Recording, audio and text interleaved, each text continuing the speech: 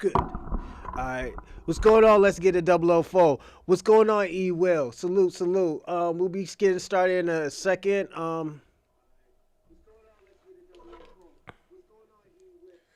right. Thanks. Let's get it 004. Thank you. I didn't even know. I'm just getting stuff started, and we can get to business because we got a great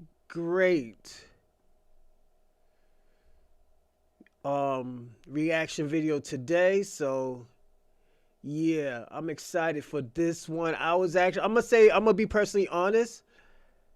I have been waiting a week. Oh shit. So yo, everybody, I'm looking up my name on tag, Bronze Reaper on tag. Yo, I'm lit out here, man. I'm gonna be personally honest. Yo, I'm in the game.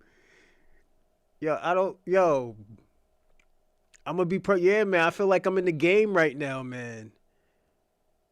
So yo, when my name pops up, Foundation on Black Americans, Tariq Nasheed, White Supremacy, FBA, Pan Africanism, Foundational Black American again, Black Community, Dr. Umar Johnson, Reparation, yo, niggas is lit out here. Let me try one more thing. I'm gonna put my name of Rosalind. See how that is.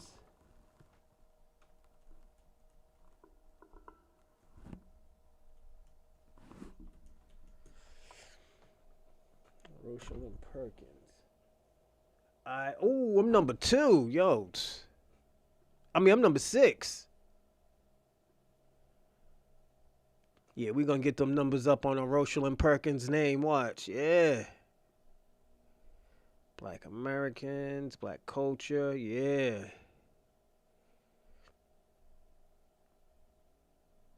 Yo, I'm gonna try one more thing.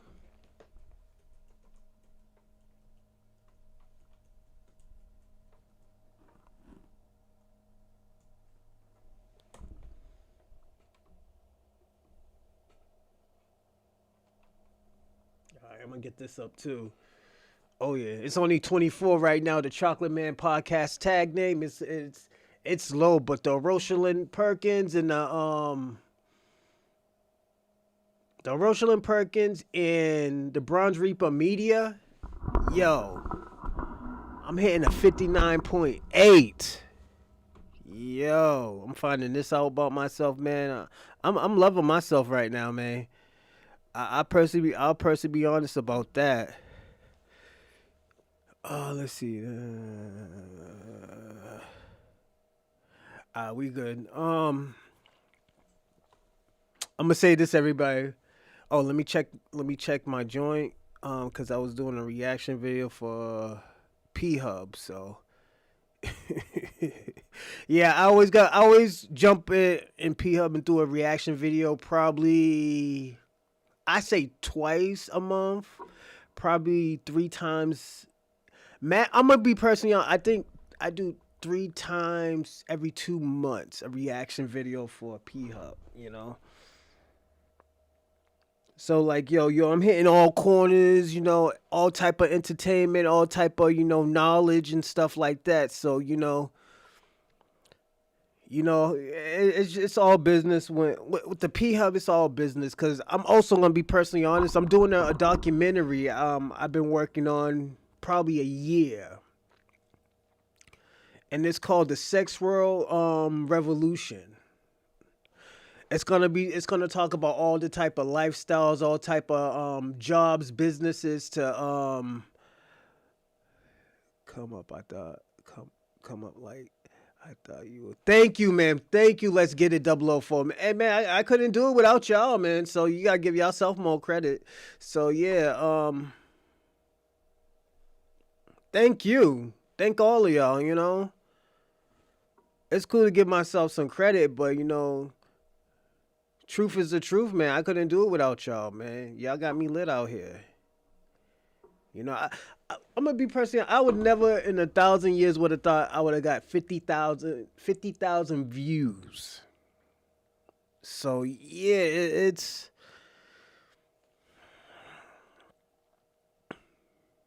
amazing. I will say that it's an amazing thing. You know. Let me see. So yeah, and like yeah, I'm at it. I'm at this type of this job kind of hard too because I do this. I always tell people all the time. I do this shit when I get out of work. You know, I only ate boiled eggs for 7 days. Oh yeah, man. I only do this when I get out of work.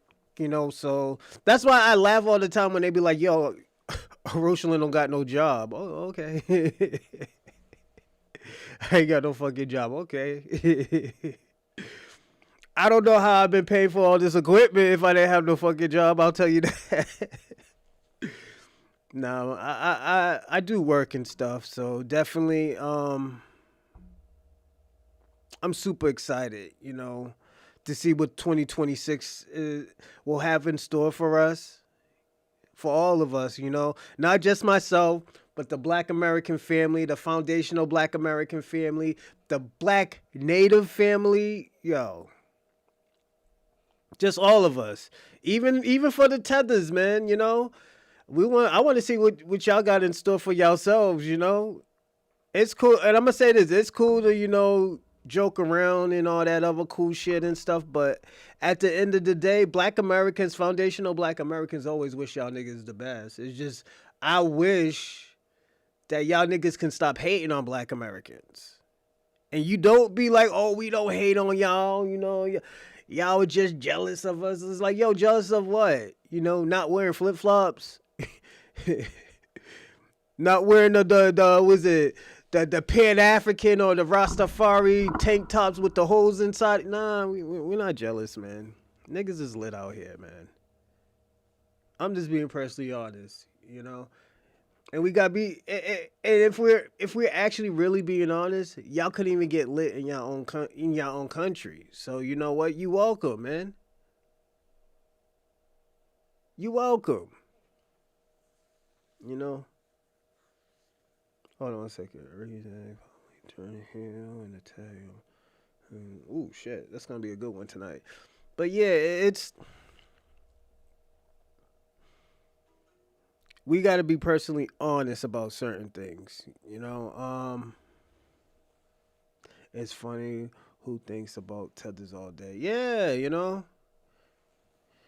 Like we don't think about you. It's just what, y'all come up in our circles, so we have to talk about you. We ain't them type of Martin Luther King type of niggas. I will tell you that we created hip hop. You still going on that, Kwame? Y'all niggas didn't even create reggae. What are you talking about, nigga? The Puerto Ricans helped y'all create reggae. You know that, Kwame, right? So how did y'all help us create hip hop? While using Black American songs? We outperform y'all. That's why y'all. Shout out to Kwame and let's get it 004. But yeah, Kwame, you don't outperform Black Americans. Your country don't even outperform us. So like, put it this way, Kwame. We can compare. If you really want to compare, we'll compare our worst state or our worst community to your whole country. we're gonna see who's the worst. How about that? Here, you don't have a country. You don't have a country either, Kwame. Your country is run by King Charles. You had to sign a treaty just to feel like you had your own country. GDP.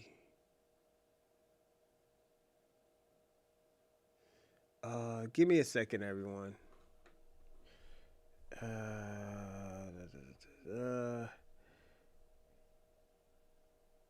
Give me a second.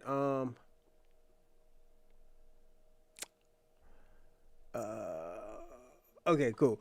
Yeah, it's. But Kwame, let me ask you a question. If we only contribute 6%, what do you contribute to your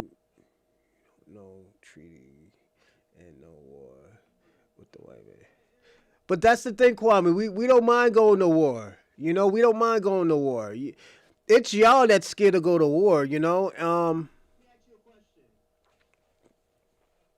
It's you that's scared to go to war. Black Americans not worried about going to war. What's going on, Breeze Omega? Salute, salute. Kwame is musty. Yeah, he is. He is. Your screen's freezing. Thanks for telling me. I'm looking at it right now. Oh, no sound?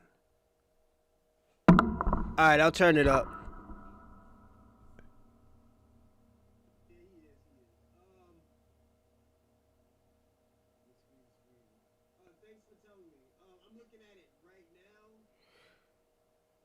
I hear the volume. Alright, I'll reset it again. Alright, Mike. Better?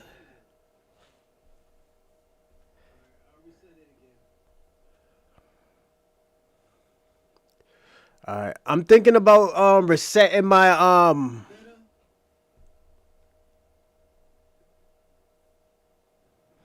I'm thinking about resetting my Wi-Fi. I just got a new one put in, so yeah, I don't know. I don't know. I'll figure something out. Okay, you can hear me. Cool, cool, cool, cool, cool. Name and war or conflict you had with the white man, not civil war.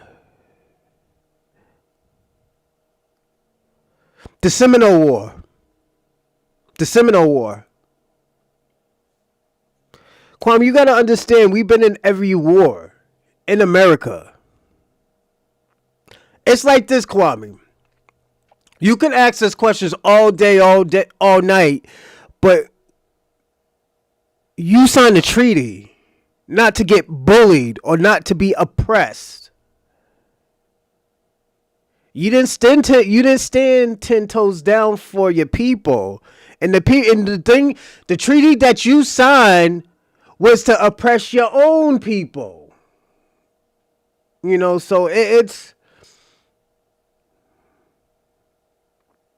yeah, they were black. You didn't know that? John Horse? The fuck? Why you think the Spaniards gave up on trying to get that land? You didn't know that? Oh, that's something you can look up later. But yeah, it's what's going on, Convo. Salute, salute. Give me 1 second. I'm gonna go to multi-screen. All right, there we go. I do want to say this though. The British wanted a treaty, and we got. You didn't. No. Not all of y'all got freedom. The only people who got freedom were was the Maroons. So let's not lie, Kwame. The Maroons got freedom. The Jamaicans did it. They were still getting butt fucked. So it's like I said, the Maroons turned on y'all. So we can't lie about that. It's like shit happens. You did get freedom, but the freedom that you're talking about was to the black Maroons. Well, to the Maroons first, free black capture runaway slaves for free and enough. Free black capture runaway slaves. What the fuck are you talking, Kwame? What are you talking about? Well, Kwame, Convo, Clyde. Shout out to Closet Van Dam. Salute. Freshman, also known as Let's Get It 004. E Will and Breeze Omega. Let me ask y'all a question. Did you see the Willie D interview with Marquett?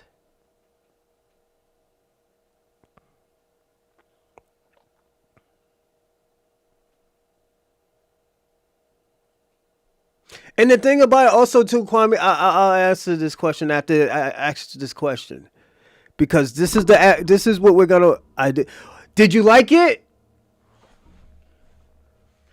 Did y'all like it? I was watching some of it when I was at work. I gotta check it. Don't worry about it, Claude Zandam. We're gonna watch. That's the reaction video that we're gonna be watching today. So definitely, it was very, very interesting, and this is why I fuck with Marquett. You know, even though I don't agree with a lot, even though I don't agree with some of the stuff, nah, not yet. We're gonna watch it right now, Kwame. I know you're doing day trading, but we will be watching it, and you can probably catch it. We'll be watching it right now, Convo. Um, we will be watching it right now. Actually, we'll be watching it in the next. Give me a second. Next 15, 20 minutes. You know, we're gonna talk. You know how we usually talk. Definitely, I always like to see how y'all doing. Hoping everything's all right. Even though we kicked in the backs of the Latinos yesterday, and Kwame was out here trying to save him an Afro Latina. Don't worry, Kwame. I like Afro Latinas too, but sometimes you just gotta let people be people and let them get their backs kicked in. All y'all Pan Africans was trying to save them Latinas, man, and them white women. Hey, yo, Kwame, I always wanted to ask you a question. I was listening to old Tariq Nasheed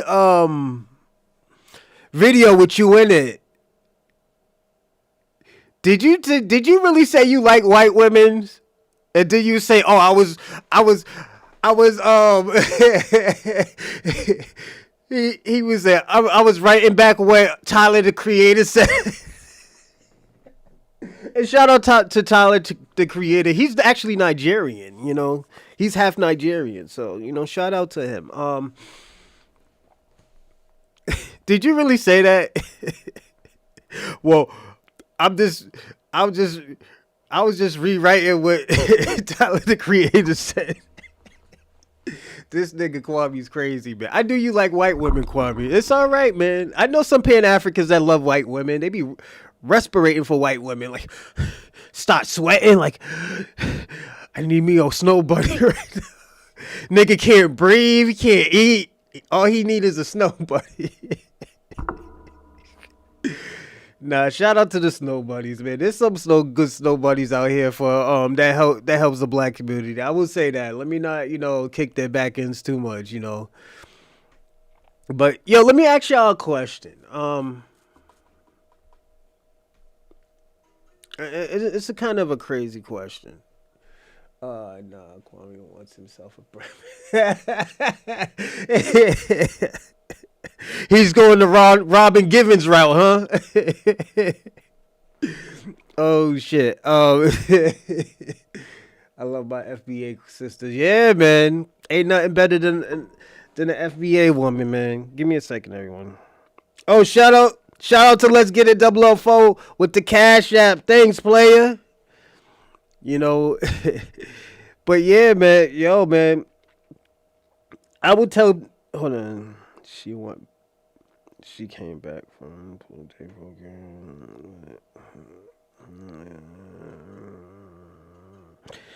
I want to say this. Hold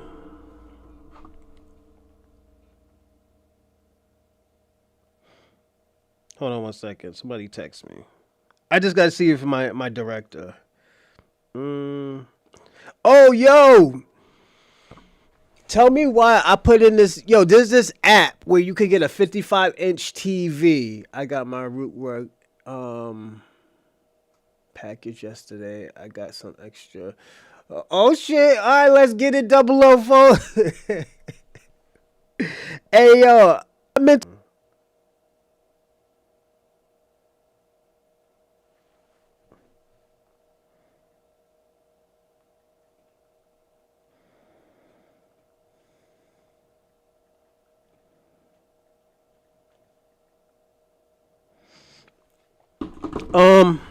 I want to say this. Do y'all think,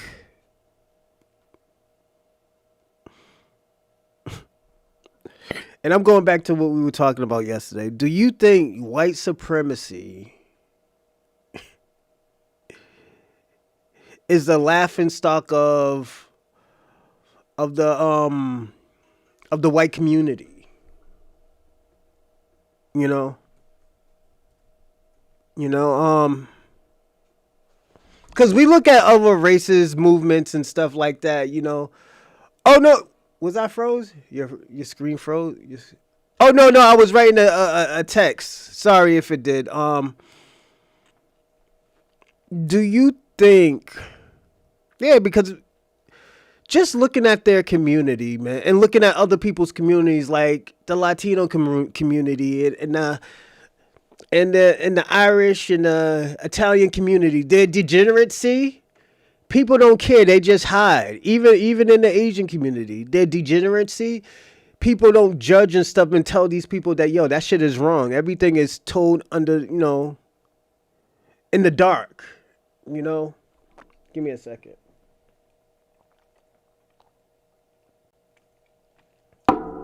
Like, I'm gonna give you an example. I don't see nothing wrong with the Asian community. But when they do shit, they do shit. Like,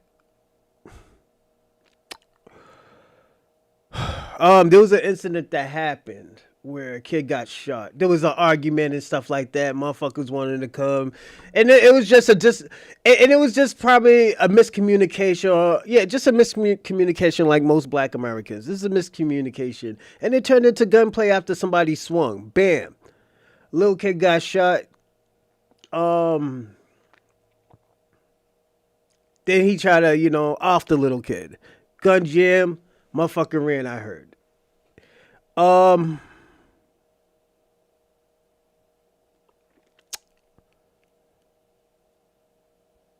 But I feel like a lot of communities, not Black communities, but just a lot of communities don't say anything about it because it's none of their business. But not understanding that it's affecting them in the long run. I always say that it always affects people in the long run, even in the Latino community. It affects them in the long run. And you can't compare the Latino community to the Black community. It's two different things. I will personally say that it's two different things. When somebody does something degeneracy or some nigga shit, niggas be like, yo, what the fuck are you doing? The OGs come, what are you doing? The other niggas like, yo, are you wilding out, nigga? Like, what the fuck? Give me a second. Who's coming for Christmas Eve? So I know how much. But yeah, it's a lot. It's a lot. Like, motherfuckers will come and shut this shit down. Like, yo, what the fuck are you doing? I could say the community has changed because don't forget, a lot of these people who are in the Black community or in Black neighborhoods are not Black. They're not Black Americans. They're not foundational Black Americans. So they bring their own culture where they don't respect the elders. They'll fight the elders and shit like that. Like us, like we still have respect for Professor Smalls, but at the end of the day, nigga, we're going to air you out. You ain't gonna sell out the community and think this shit's all right. Niggas didn't call Dr. Small out his name. Nobody didn't disrespect nobody. Yes, the white supremacy is the embarrassments of the white Americans. Be active. Did you watch my episode yesterday? Do you know the Latinos are the leaders of the white supremacy now? They are the leaders of colorism. I know you was hiding. I know you seen. No. I know you seen that title. And I knew you hid because you knew I had dirt on you. All that dick sucking that you and Kwame was doing together on each other. Oh, no, no, no. That shit went out the window yesterday. You, Black King, all of y'all niggas. Shabaka, y'all niggas look crazy yesterday. But you was the only nigga who was a smart one to hide, right? That nigga... Beatrice. Yeah, Beatrice was hiding. Yeah, Latino. Yeah, y'all are. Yes, y'all think y'all are white. Y'all are more Latino. And the thing about it, and I'm going to say this, you are more European than indigenous and African. I'm going to say that. You are more European than indigenous and African. I'm talking to you. There are some, and there is a collective group that are African, or more indigenous. But you be active, you're more European. That's why you follow the Spaniard ideology. Kwame got ran off in African channel talking to African. Shout out to EO, salute. Shout out to Be Active too, man. But yeah, Kwame, you out here getting run off. Hey yo, EO, email the link to me. I'm gonna watch that tonight.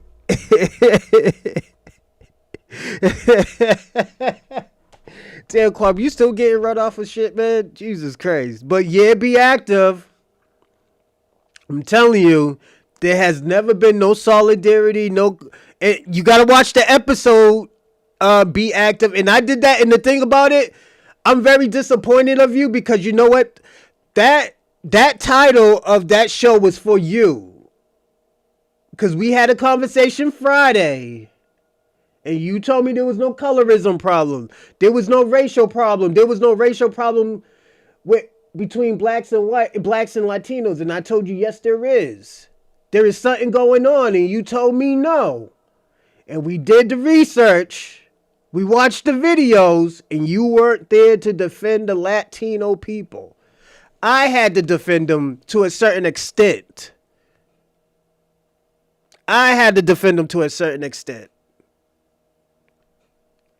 And this is why I say, you know what? The Latinos don't even like the Latinos. I gotta be personally honest. It's a very disappointing thing. Give me a second. You say get your family. Give me a second, everyone. Yeah, it was a very disappointing thing for Be Active. He didn't even defend the brown people, man. And shout out to the Latinos.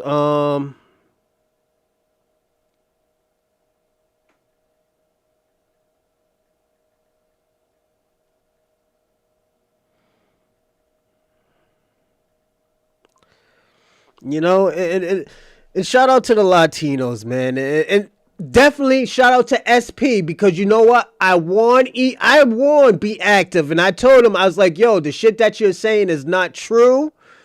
And the things that you do, it's going to come back and haunt y'all.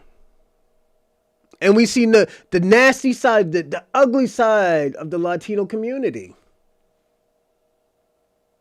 I told SP, I was like, yo, SP, they're gonna show the nasty side of your people. And at the end of the day, you gotta police your people.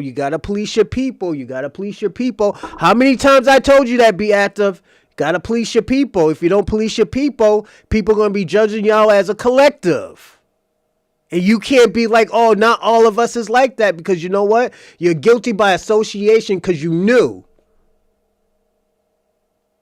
There's something called the Good Samaritan law. If you see something, do something. If somebody's dying on the floor, you're supposed to help them. As a Good Samaritan. If you just sit there and pass by and die and act like you didn't see it, you're going to jail. It's called the Good Samaritan law. And what you did, Beat Active, you seen the crazy shit that your own people were doing and you didn't do anything. And this is why I say you are guilty by association. Broke ass. Look for Jamaican facts. FBA convo. I already told y'all Africans don't like Jamaican. Yeah, they don't like Jamaicans either. Yes, you're right. FBA convo. We did a topic question on that one too. Yeah, you was lit that day, man. You trying to use the foundational Black Americans as an scapegoat? What's going on, Reaper? American Dream. Their problem is they do not police their people. And I told y'all.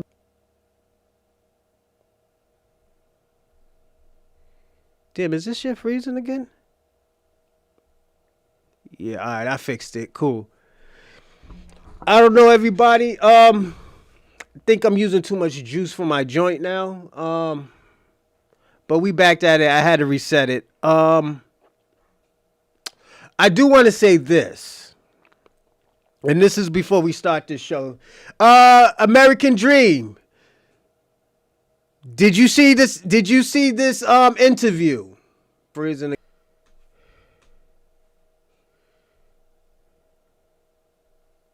Yeah, we about to start. Let's start. Yeah, let's start. Yeah, let's start the show. What time is it? Is it 45? I'll talk with y'all for 5 more minutes. Interview, because we're about to start this one. I actually like this interview. It was good. I didn't see all of it, but it's a great interview. But definitely, I'm super excited to see it. And this is educational and research. I think I have to say that. So yeah.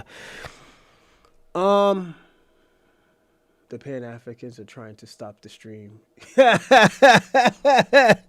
FBA, yeah, man. What is it? Pan-Africans called COINTELPRO on me. We're gonna start in.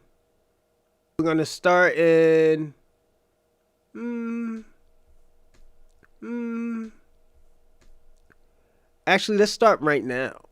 Yeah. Let's start right now. Yeah, let's start right. Let me fix it. I think I fixed it, everyone. Hold on. I'm about to reset it. Yeah, I fixed it. Your Wi-Fi is crashing. Yeah, I fixed it. Hopefully, I fixed it. This. Before we start, I hope everybody's seen this video. Definitely comment in the live chat. Give me a second. I do gotta fix something. All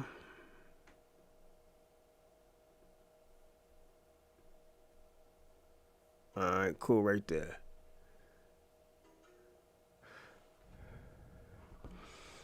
So definitely, everybody, we got a great episode for you today.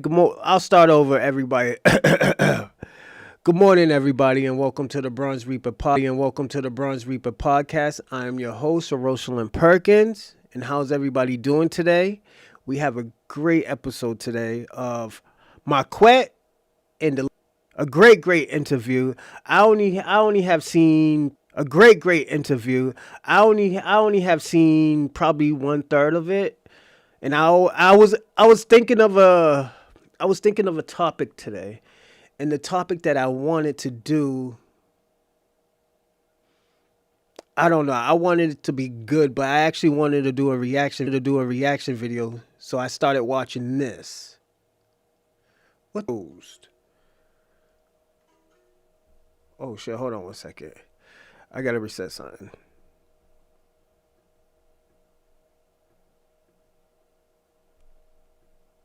There we go.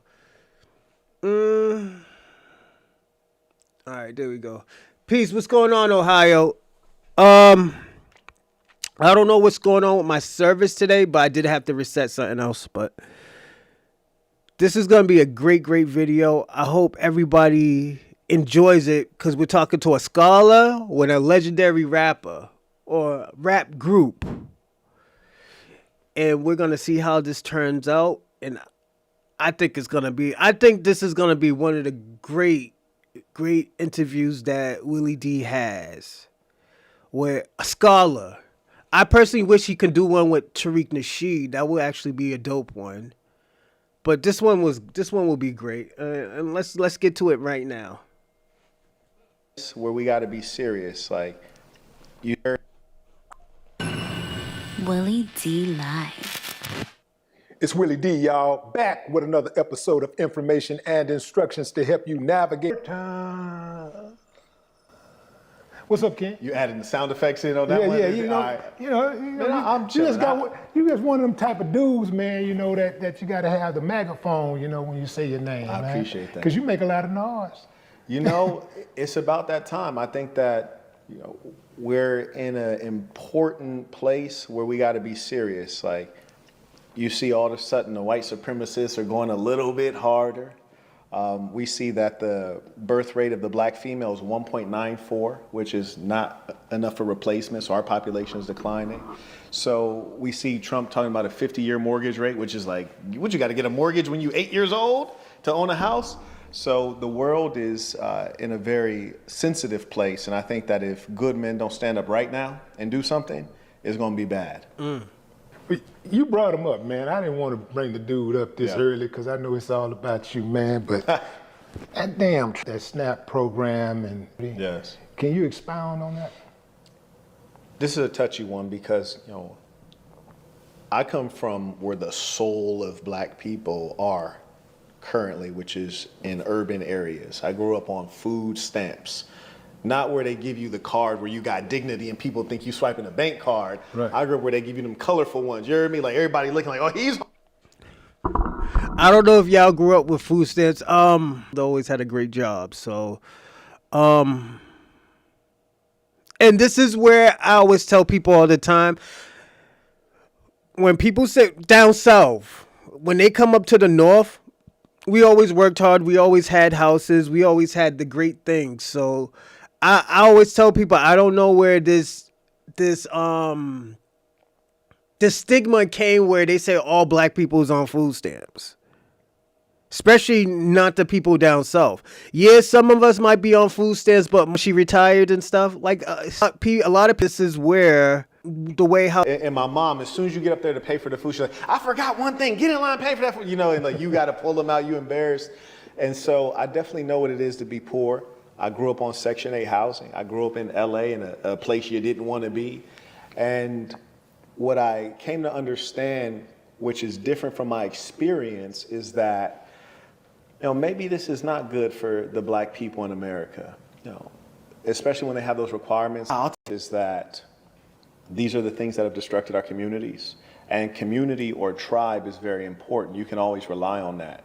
The government's going to change. Democrat, Republican, liberal, conservative.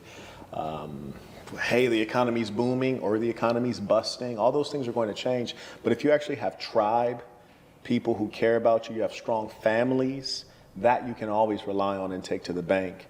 And SNAP has destroyed black families. So some people say, oh, you don't understand, you're well off. I'm like, look, man, I'm selling dope. So I really come from the mud. And one of the things I have to admit is that, well, damn, if you can still afford to use drugs while you're on SNAP, maybe if they took away the SNAP, you'd use that hustle you used to purchase those drugs to cover the basics, just maybe. From that type of part of life where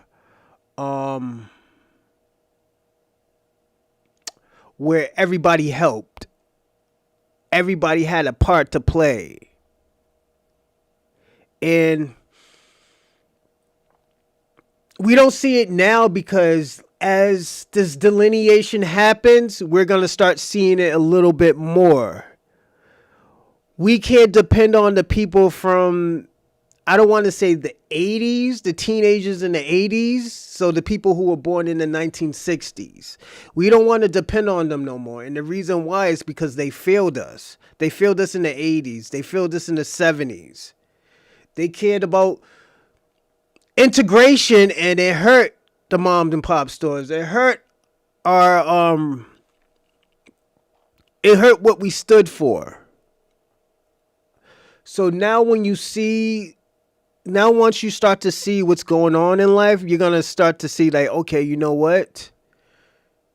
We don't need these people. We don't need how we can all take care of each other. Yes, we do need our reparations because that is a debt that is owed. But all that other stuff, man, just let us have our own communities back and like, yo, stay on your side. If some of y'all want to come on our side, yeah, you're going to have to respect the laws of the land. If not, you could go on the other side. So I do agree with that part right there, what he was saying, because I was growing up in that era where, and the thing about it, it wasn't even my era, it was my Grammy's era. My Grammy taught me a lot.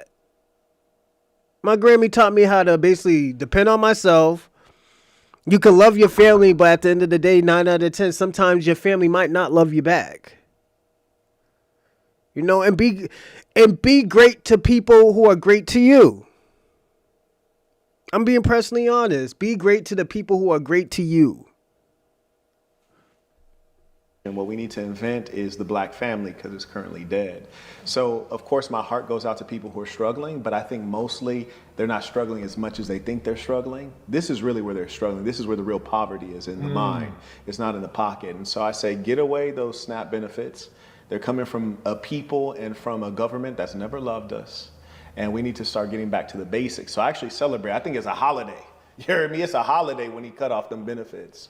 What about the people who use SNAPs to subsidize their income? Mm-hmm. You know, like say for instance, you got a mother of 5, a single mother of 5. A single mother of 5?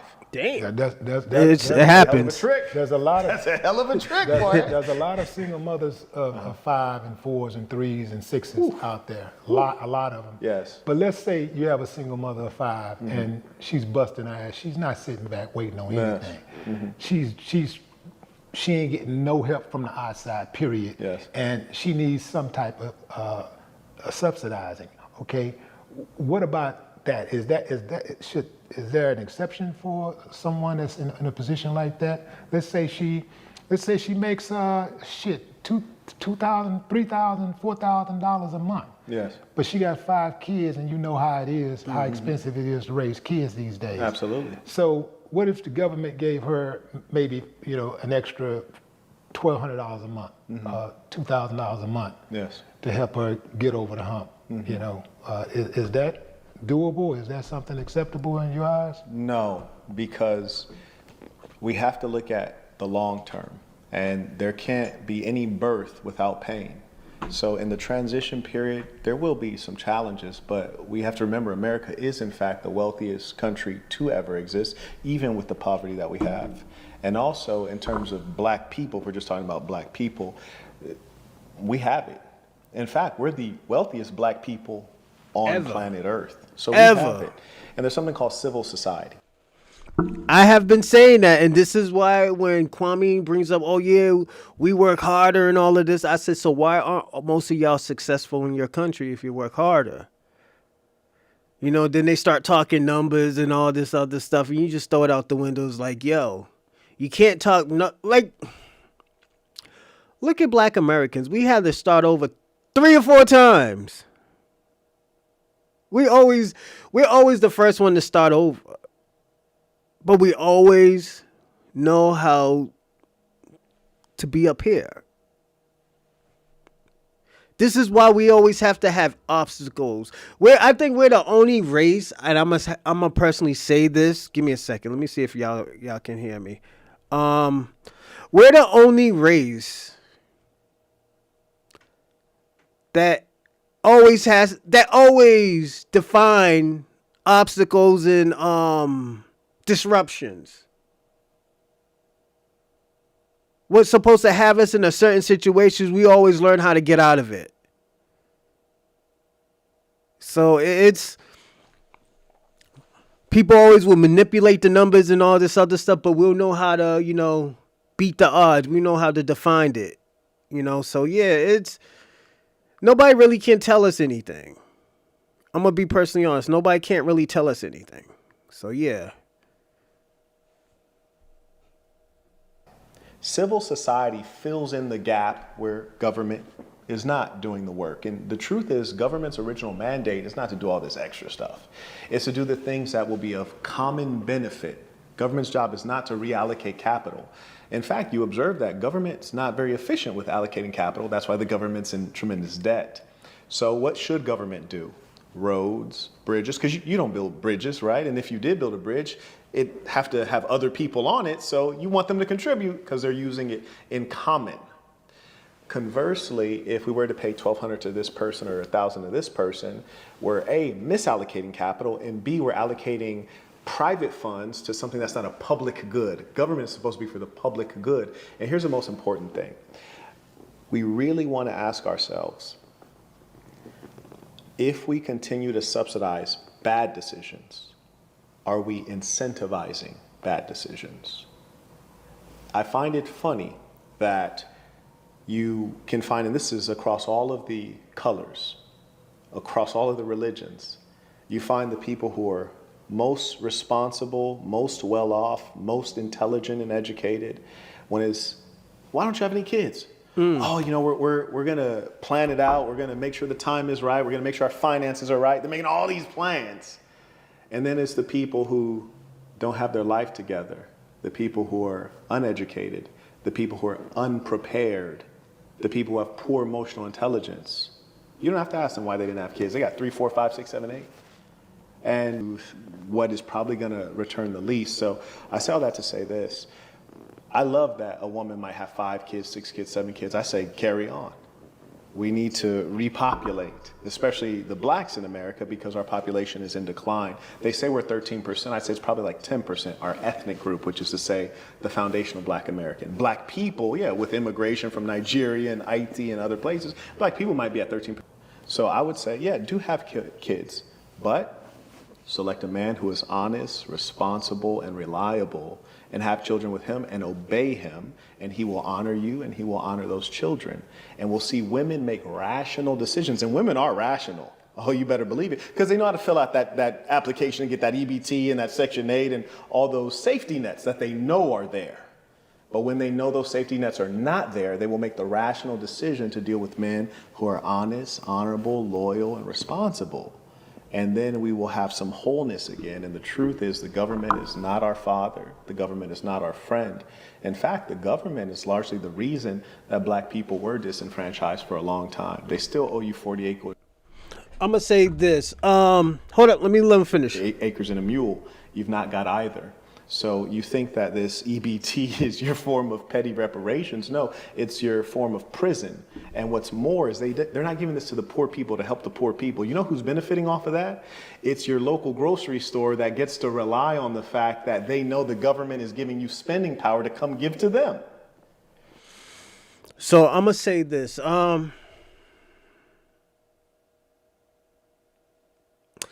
This is why I always say white supremacy, because white supremacy is always a system. It is not a human. It's not a person. It's just a person who follows the system to get ahead and think they're superior because of their race. A lot of these people who are not even black, who are not even white, think that they're white, such as the Myron Gangs, the Nick Flinteses, the Paul Millers, the Martinez, the guy Martinez, I forgot his whole name, the Walter Wheats, the the Brandon Tatums, they follow that system because they get heads. They get their little catfish nuggets, and at the end of the day, they could sell out their people. Such as the Jamaican Maroons did to their own people, sold them out so they can get a treaty. The regular average Jamaicans did not get a treaty. It was the Maroons that got a treaty. That is my only issue. That was my concern. That was my concern with a lot of things. And those are the things that I find to be disturbing. And though I might have a perspective that is uncommon, everything that I say, I try to live out. So I just got 62 acres in Georgia, and I've invited folks to come on, take 2 acres. We're teaching folks how to have some chickens, have some cows. Is that the Burton plantation? Burton plantation, absolutely. Okay. Yeah. Now here's the thing, Yeah. Marquett. Here's the thing, man. Yeah, everything that you just said, while it does make sense, it absolutely makes sense. People without moral flexibility scares the hell out of me, because that, in my opinion, as a human being, there has to be some flexibility there. For example, we know that stealing is wrong. Stealing, Yes. taking somebody else's stuff is wrong as hell. That's right. But man, if somebody is hungry and they go into the store and they steal some lunch meat, I'm not about, look, I gotta look at this particular situation as an individual. How many times have you stolen lunch meat, out of this store? Yeah. How many times have you been arrested for this same thing? Like, is this your first time doing this? Is your first time doing this, and this the best thing that you could come up with was to steal this lunch meat? Okay, I know that you're a 2-time felon already. Right. And 3 strikes, you're out. But I'm not finna send no man to jail for 20 years for stealing some lunch meat. Sure. So I'm gonna try to help figure this thing out. And this is part of our job as public officials, right? Yes. It would be part of my job as a public official to try to figure out a reasonable way for this person to maintain, his dignity, right? Absolutely. And it wouldn't be a wise thing to just lock up people every time for every little petty thing, right? That's right. So my thing is this. So the reason why I mentioned that is because I was that child of a single mother of 5. You were stealing. Yeah. Okay. All right. I was that child. And if not, I know my mama got up and worked her butt off. Yes, she made mistakes. Absolutely, Sure. she made some mistakes.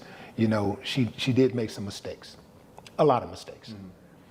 But she still continued to work. She got up every day, 5 days a week, and went out there and worked for the HISD. Yes. Right? Raising 5 kids. Yep, she did it. She's to blame. You know what I'm saying? It's her responsibility. Yes. But she could only earn so much money with the education that she had. That's right. Right?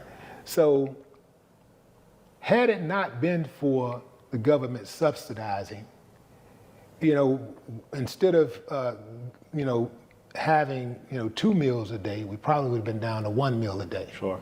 And some days no meals. So my thing is that, like, there has to be some type of way to say, okay, I get you. We're gonna work with you some kind of way. Like, Yes. Like, this is not an ideal situation. We don't want you to be dependent on the government. We don't want to be taking care of you for life. We don't want you to be on this till your kids age out. Yes. But there has to be something other than, well, shit, you made a mistake, live with it. Right. There has to be something other than Especially in America. In fact, if you look at charitable giving, America is like top of the world, especially our religious communities. And Black people have the highest level of religiosity of any community. I could even see this with. I'm gonna say this. This is why I have an issue, and this is just me. I have an issue with the white supremacists using Christianity to now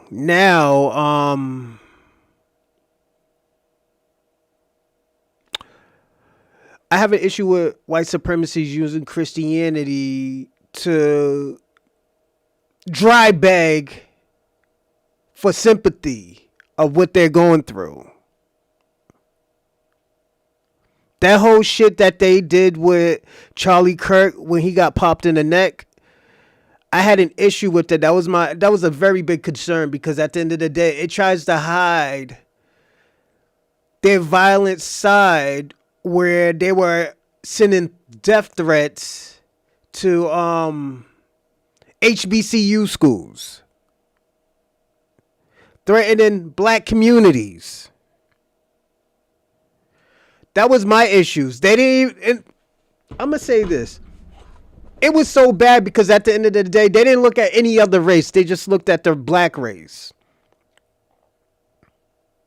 This is why you have, and this is why after my my second year anniversary or the 400 subscriber celebration, we had to talk about the white supremacists and the Pan-Africans doing overtime. This is why I'm saying that I'm going to be personally honest. I really think Pan-African movement is part of the CIA. I really think they're part of COINTELPRO. Ain't no way in hell the white supremacists and Pan-Africans strike foundational black Americans at the same time and failed.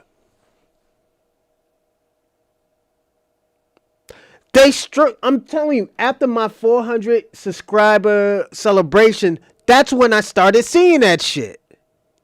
It's not only Pan-Africans and all these conscious people attacking black Americans. It's the white supremacists too. Sometimes it's in the Latino skin. Now we're seeing Latinos attack black Americans. Like, we're seeing that on these podcasts. We're seeing this everywhere. This is why I'm saying, like, yo, what we're doing right now in America, this is strong. This is a revolution that's happening. The Latinos still had the chance to say, yo, you know what? We're going to actually march with you with the reparations. We had the lilac. The lilac should have did that. Now they blaming black Americans for their problems. They started blaming black Americans for their people being deported. Because we didn't vote. Now it's our fault. Like, let's think and see how that sounds. It is black Americans' fault because they didn't want to help us vote. That sounds crazy. What's going on, Jay Sanders? Satan Sanders is friends with a racist Myron Gaines. But I will say this. Marquett will at least tell the truth. Have you seen his interview when Myron Gaines was debating Tariq Nasheed? Where Marquett told the truth and said, "What's going on?" Oh, that's Dorsey. What's up, Dorsey? Salute. Like we can't act like that wasn't there. He told Myron Gaines that, like, yo, he shouldn't be even in that conversation about black Americans. Everything that Myron Gaines, he said that was untrue.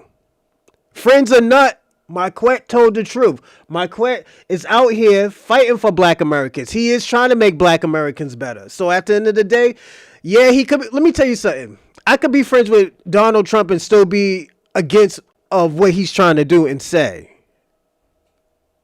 So it's, yeah, they could probably be friends and stuff like that. But at the end of the day, they're on two different roads. They're on two different roads. And, and also, too, I agree with you, Jay Sanders. I should be careful with that. But at the end of the day, I have to read through that stuff. I still have to say, like, okay, you know what? He is telling the truth. He is saying the right thing about black Americans. So you are right, Jay Sanders. But I don't see him as a grifter. Everything, as he also said, everything he talked about with black Americans, he tried to help black Americans do better. Like, put it this way. I don't block anybody. The most I will do is put somebody in timeout if they're saying something crazy, like calling somebody, like yesterday. I sat Shabaka down because he started calling somebody a sex offender. And when I asked him, do you have proof? He didn't answer. So I had to send him down for 5 minutes. But at the end of the day, I'm still going to give y'all a platform, no matter if you're white supremacists or not. I'm still going to give you a platform to say what you're going to say. But when niggas kicking your back who are FBA, you cannot get mad. If I kick in your back because you fucked up, you know, it is what it is. Niggas not fighting for nobody. Weeks ago, he said there's a big portion of the black community that needs to be exterminated. I gotta see it. I will say that. Jay Sanders, thank you for saying that, but can you email me that link? I want to watch it. And you're probably right. I'm not saying that you're wrong, but I do like his scholar. I do still consider him a scholar.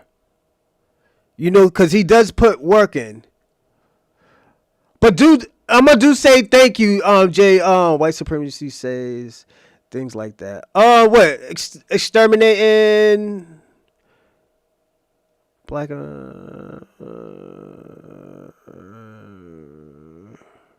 Yeah, I do agree with that.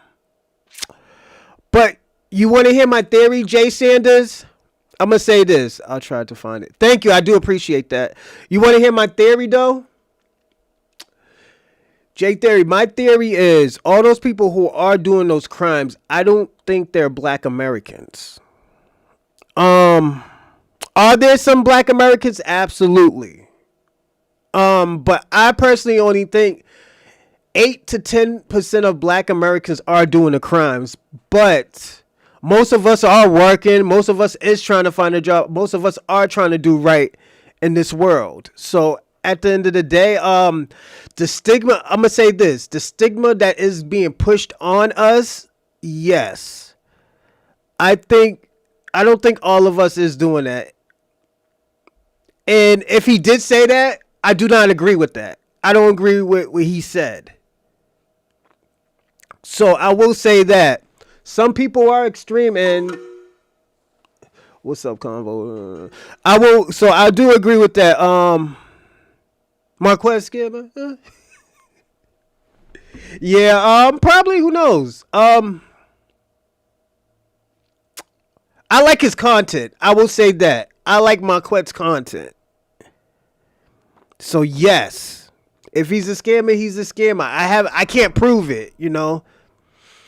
But yeah, I can't prove that he's a scammer, but he has great content skills. I will say that. That's one thing we can't take from him. He has great content skills. And also, I don't want to push that on him. And the reason why is because they do the same shit to Tariq Nasheed. You know, and they don't have proof that Tariq Nasheed is a scammer. You know, I also seen the video they made on Marquett in 2022 saying he was scamming. They had receipts. All right, send it. Send it all. Send it all. I want to see them all. So definitely thank you, Jay Sanders. I do appreciate that. You too, E. Will. I do appreciate that too.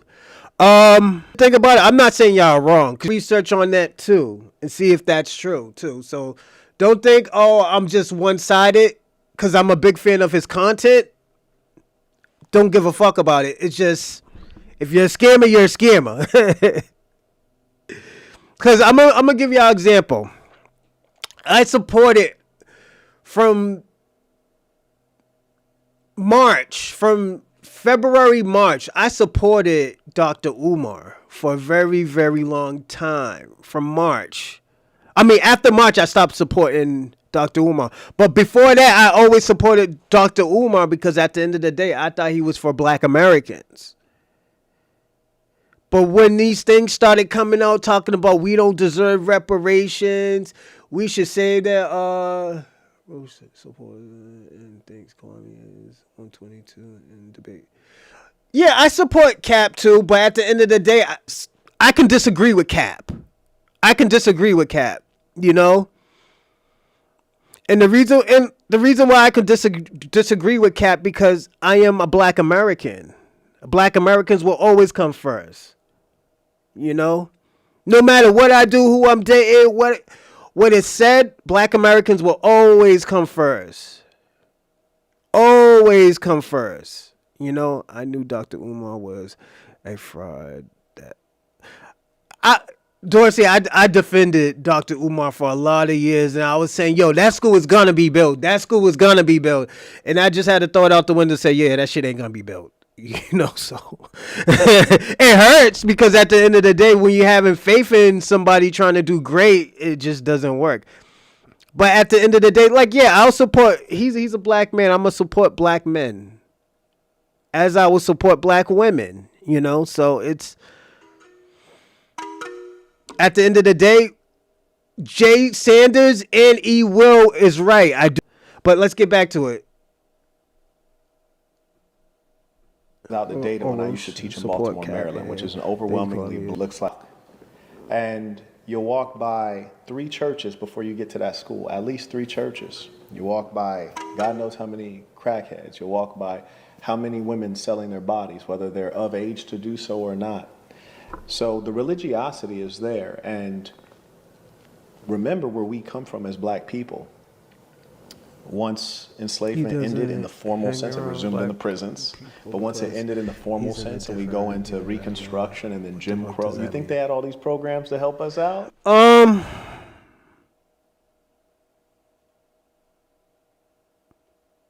I'm sorry, everybody who's want to watch the video. Let me just answer this last question with Jay Sanders. I'll say this.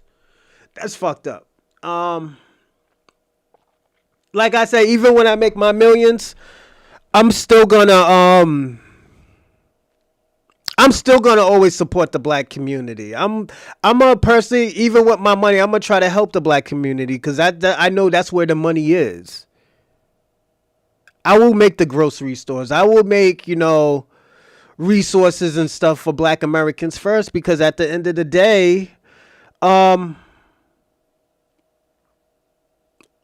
one thing that is always taken from black Americans is resources. So yes, definitely I will do the research on that. Thank you, Jay Sanders. That is fucked up. But yeah, it's,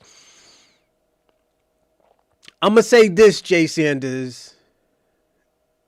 I think I'm gonna say this. A lot of people are changing their tunes now. I'm gonna be personally honest. I personally think people are changing their tunes. And the reason why they're changing their tunes is because they're finding out, everybody's finding out, our culture is probably the most powerful, most influential, most inspirational culture ever in the last probably 500 years. This is why black Americans is the most successful out of the black diaspora. So I'm going to say this. A lot of people can talk crazy all they want, but they know what's up when it comes to the black culture. They know what's up when it comes to the black diaspora. And I'm talking about black Americans, foundational black Americans, black native, the black aboriginals.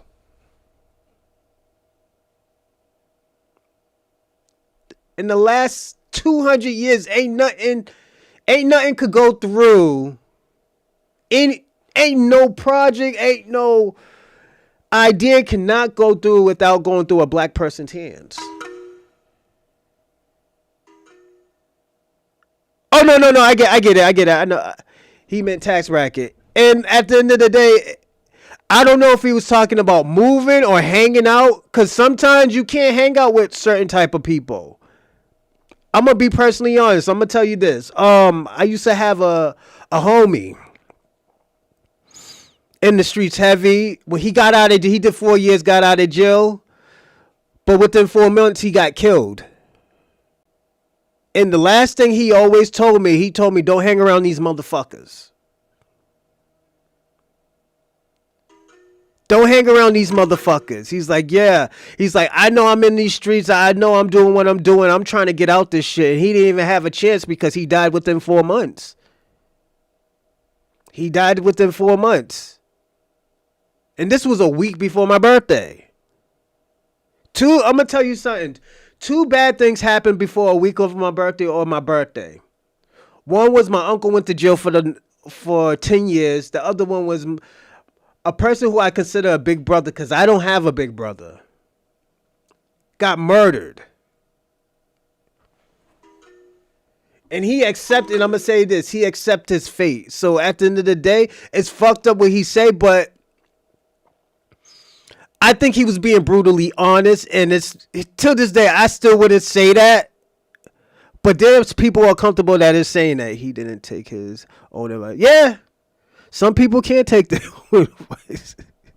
Yeah, it just, like I'm not laughing at my big homie getting killed, but it's just, he was trying. He was becoming a rapper. He made a dope album. I thought he could have made it. If you really ask me, it's just sometimes it's just like, yo, when you're about to get out the streets or when you feel like you're about to make it and you try to leave the streets, oh no, the streets is gonna kill you or gonna bring you back down.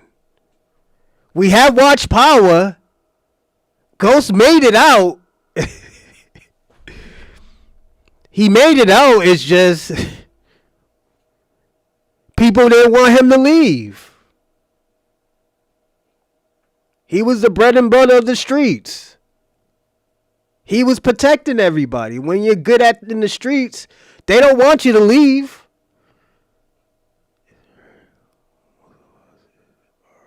Yeah. We are all doing okay, yes. No, yeah, you're right, Jay Sanders. We are all doing all right. And this is why I said I think it's only 8% of black Americans that are fucking up. I don't think it's all of us fucking up. And we can even add another 2% people being at the wrong place at the wrong time. Nah, but we still made it, though. You look at segregation.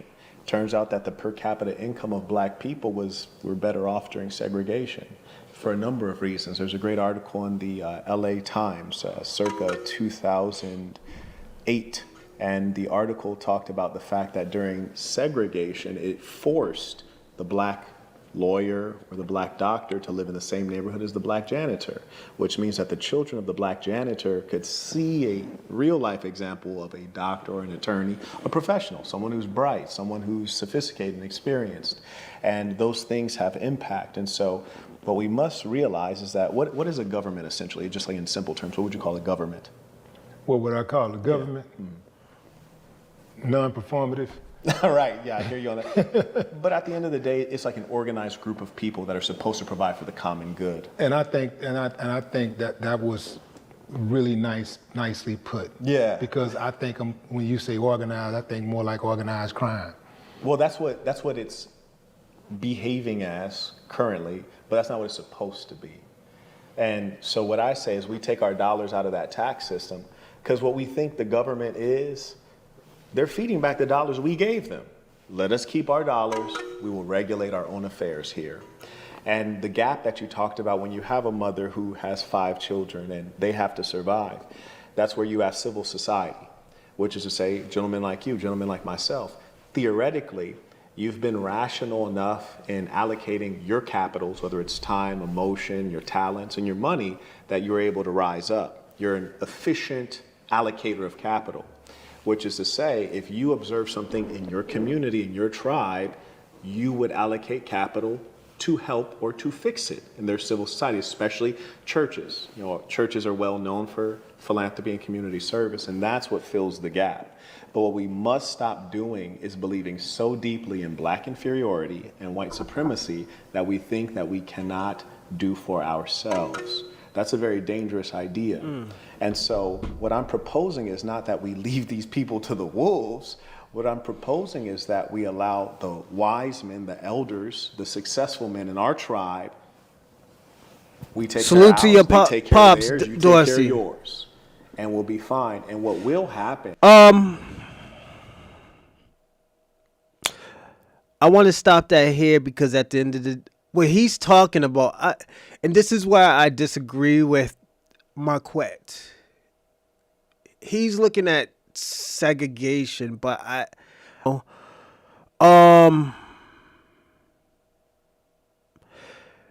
and I do think we need, as black Americans, black community. And I get what he's saying. Yeah, there were doctors and lawyers and stuff. Yeah, that because it was segregation. But at the end of the day, I feel like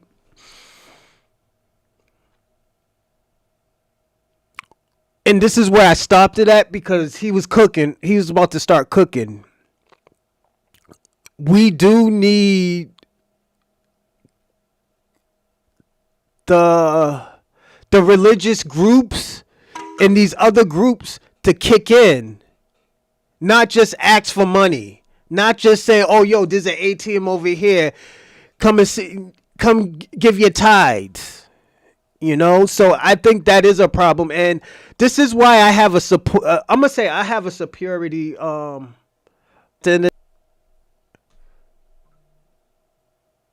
Stop. I know how great our people are, so I'm not gonna sit here and act like our people are like hurting. Oh no, we're not hurting. We just getting started. We just getting busy right now. And I think in 2026, it's going to get worse for everybody and better for all of us. So you think you started seeing stuff now with the white supremacists and the Pan-Africans and all these other people? No, you haven't seen anything yet. When people asking the question, "Oh, what is your plan?" We're not going to tell you our plan. We're going to show you our plan. We're going to show you that we don't need leaders. We have scholars and elders, yes. Yes, we have scholars and elders. Now, we're going to put all of this together. Now knowing that everybody knows that black people can stick together. We're showing them that we can stick together. We're showing them that shit's about to get done. Once these other people start to understand, like the Hebrew Israelites that are black American, like they are, like these Pan-Africans who are black American, once they're going to start to see the real truth about black Americans, they're going to start leaving. Pan-Africans, black American Pan-Africans will start leaving. The Hebrew Israelites they're not going to leave. I don't think they're going to leave, but it's a cult. They're not going to think it's a group. They're going to respect us because they know what type of power we have.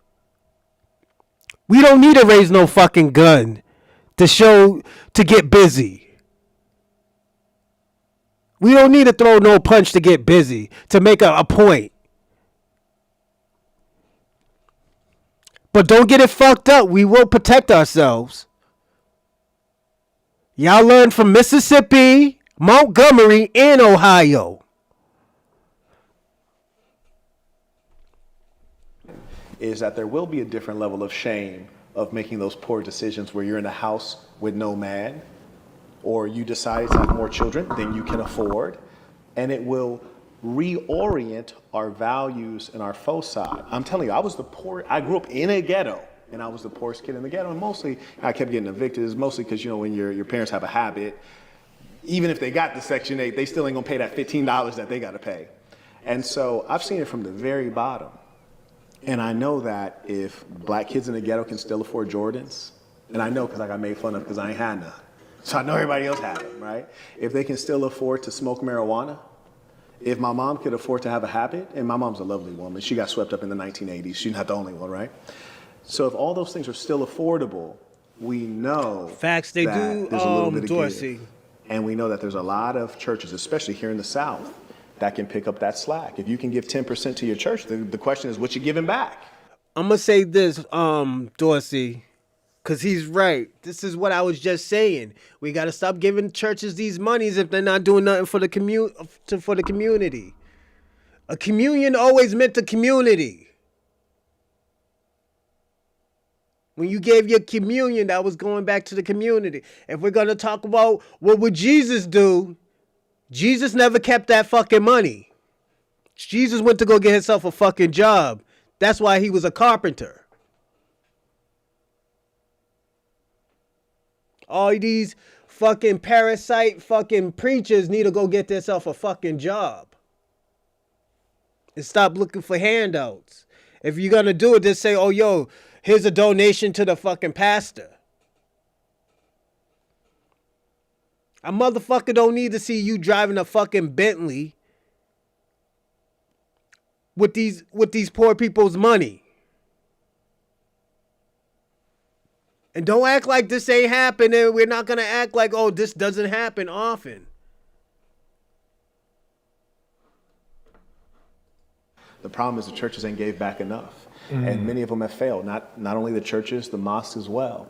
And so I think that we need to truly believe in ourselves and do for ourselves. And I speak directly of capitalism. A lot of black folks are like, oh, capitalism doesn't work. No, it works. You need to understand it. You know, it's Wait like for the girl who can't 2026, dance. She blames Dorsey. the You're gonna DJ. see what's Nah, happening baby, with all the of DJ that is other spinning them records, Jeremy. He playing that stuff. You can't dance. You just need to learn how to dance.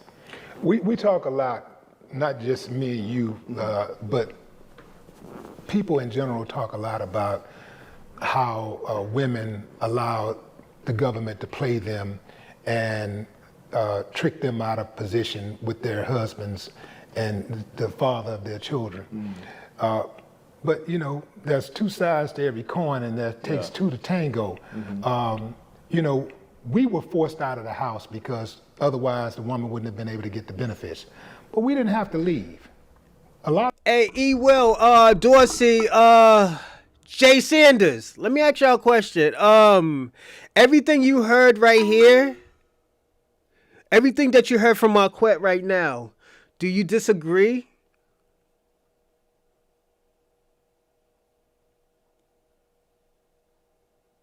You know, I just want to know, where do y'all disagree at? There is some parts I do disagree, and I did explain why. But I do agree on his methods to a certain point. To certain things, I do agree on the methods of it, you know. So I will say that. So just, we used to open co-ops and this is early stuff. Don't worry, Dorsey, I'm telling you, in 2026 and 2027, a lot of these stores is going to get shut down, and it's going to be all Black American business owned. I'm telling you, this is what's going to happen. I'm telling you, this is what's going to happen, because at the end of the day, you got to understand, people like you, people in my generation have been seeing what's going on, have been seeing that, helping our people makes us more money than helping. Like, because don't forget, how much does Black Americans contribute to America? What? One, was it 2.5 trillion, I think? 2.5, 1.5, was it 2.5 trillion, I think? 3.5 trillion? Let's think about it. If that stays in the Black community, that money's going to go up. The Black community is going to go up because it's staying into the community. It's not leaving the community. And what you say, oh yeah, it's going down to the Asian stores, they're getting it from the dollars. No, it's going to stop going to those stores. Because you know what? You're going to start to see that there's going to be more mom and pop stores. You're going to see, and this is why, like me, Tariq Nasheed, other people, we support other Black podcasters and other businesses and stuff like that, because at the end of the day, this is how people make money. This is how it stays in the Black universe or the Black multiverse. If you're doing right, and this is when we're starting to think, when you do right, right goes back to you 3 times more. This is why people get mad when I talk about Pan-Africanism, when I talk about foundational Black Americans. It's just not about malice. It's just like, this is what y'all doing. This is what you're not understanding. It's not about who's right or wrong. It's if the problem can be solved. So at the end of the day, I do agree. I'm telling you, it's gonna 2026 and 2027. You're gonna start to see a lot of Black American stores. You're gonna see a lot of Black American just businessmen. You think you see businessmen now? Nah. You haven't seen anything yet. Mark my words. Remember, what's today? December 16th. 2025, I have said In 2026, 2027, you're gonna start to see a lot more Black American business owners, a lot of more Black American leaders in certain fields. I'm telling you, we haven't seen anything yet. We think let me tell you something. These people think they just seen all what Black people can do. No, they haven't seen shit yet. They haven't felt the power of Black Americans yet. Foundational Black Americans, Black natives, Geechees, Solanis, or Solons. They haven't seen anything yet. Come on, we're police. We're gatekeeping and policing our culture. And you see the outrage that's happening? Do you think it's over? No, it's not over yet. Some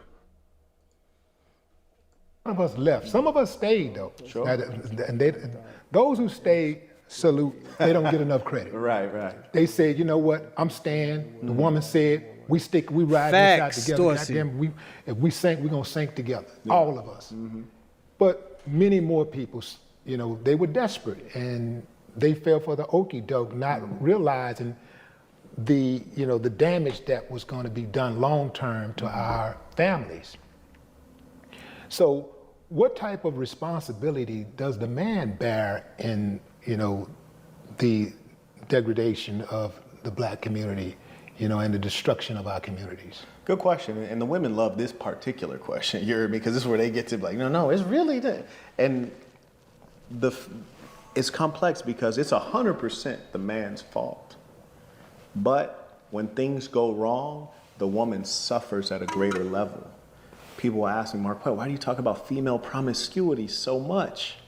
I say because if I'm promiscuous and the woman is promiscuous and she gets left with 4 kids that maybe they're mine, I go off and start a whole new life. You heard me? Like from scratch. Whereas the woman generally doesn't do that. She has to live with the bad decisions that she made and the man made.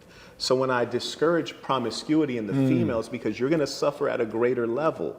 And chemically, the oxytocin that's released in the body from that pregnancy is going to bind you with that child. You might be pregnant with that child and you can feel life within your body, and the child is being nourished from your body. You're connected at a great level. Meanwhile, this is in the club right now. You hear me? Lit. You're trying to see what he could see for the night. So it's a totally different reality, and the problem is that Black women really are liberal white women. Facts, Dorsey. So they're I just agree the with that. acolytes of liberal white women. So they're living out liberal white woman ideology, thinking and behaving as though you're the same as the man when really you're not. The consequences are wildly different. You're going to age different. Your options on the marketplace of dating and marriage are different. And the fact of the matter is, Black women, they become educated, and which is to say they go to university and they become more like liberal white women. And they have this silly ideology of I'm gonna be independent.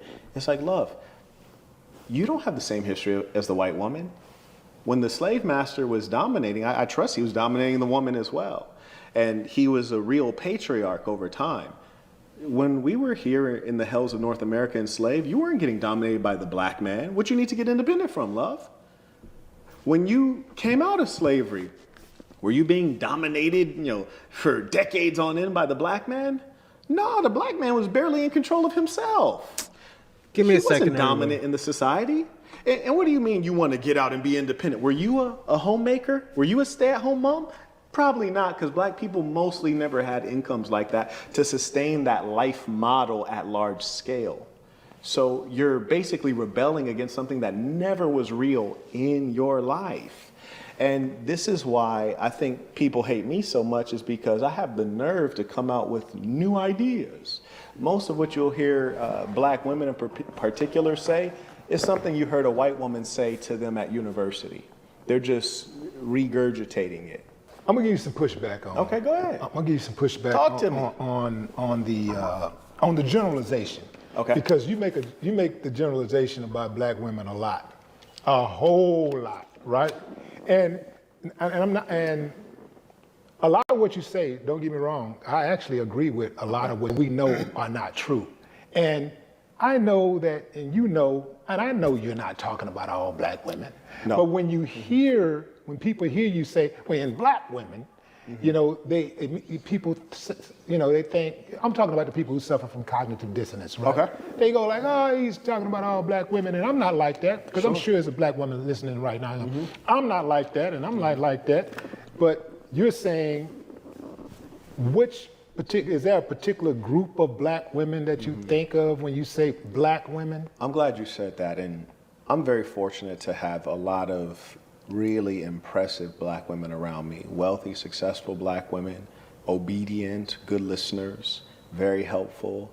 They really want to play their role. So that's my good fortune. When I'm speaking of black women generally, I'm talking about things we need to remedy. So you're right, it would be nice if I would balance it with praise and acknowledgement. They're very educated. Even myself, I was raised by a single mother. Of course, she had a lot of help and did have a stepfather, and she came from a big family because families, you know, women used to have kids back then, right? So my grandmother had 9 children, so I had a lot of uncles. But my mother, you know, if you judge by the product, I say she did all right.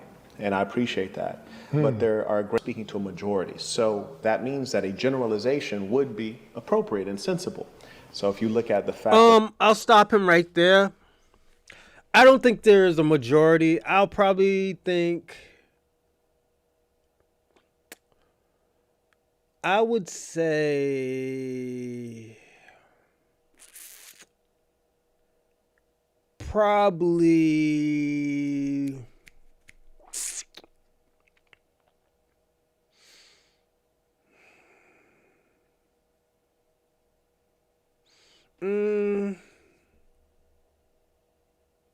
probably 1/3 of black women. Because I know a lot of women, and I have came in contact with a lot of women. And the best women I always had was black American women.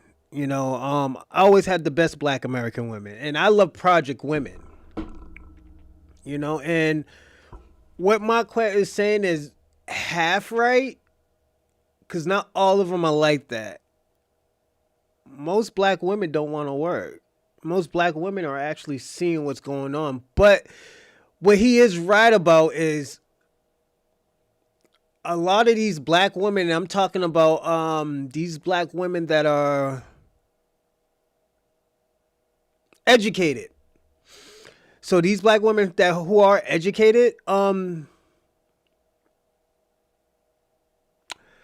they do follow white liberal women to a certain extent. For example, and this is why we got to disconnect. That's why a lot of these women have a disconnect with black men, because they think, okay, yo, I'm gonna make $100,000. So $100,000 a year, and my husband needs to make at least 3 times more than that. Not knowing that there's only 8 to 10% of black men that makes more over. There's only 8% of men that makes over 100,000 a year. You know, so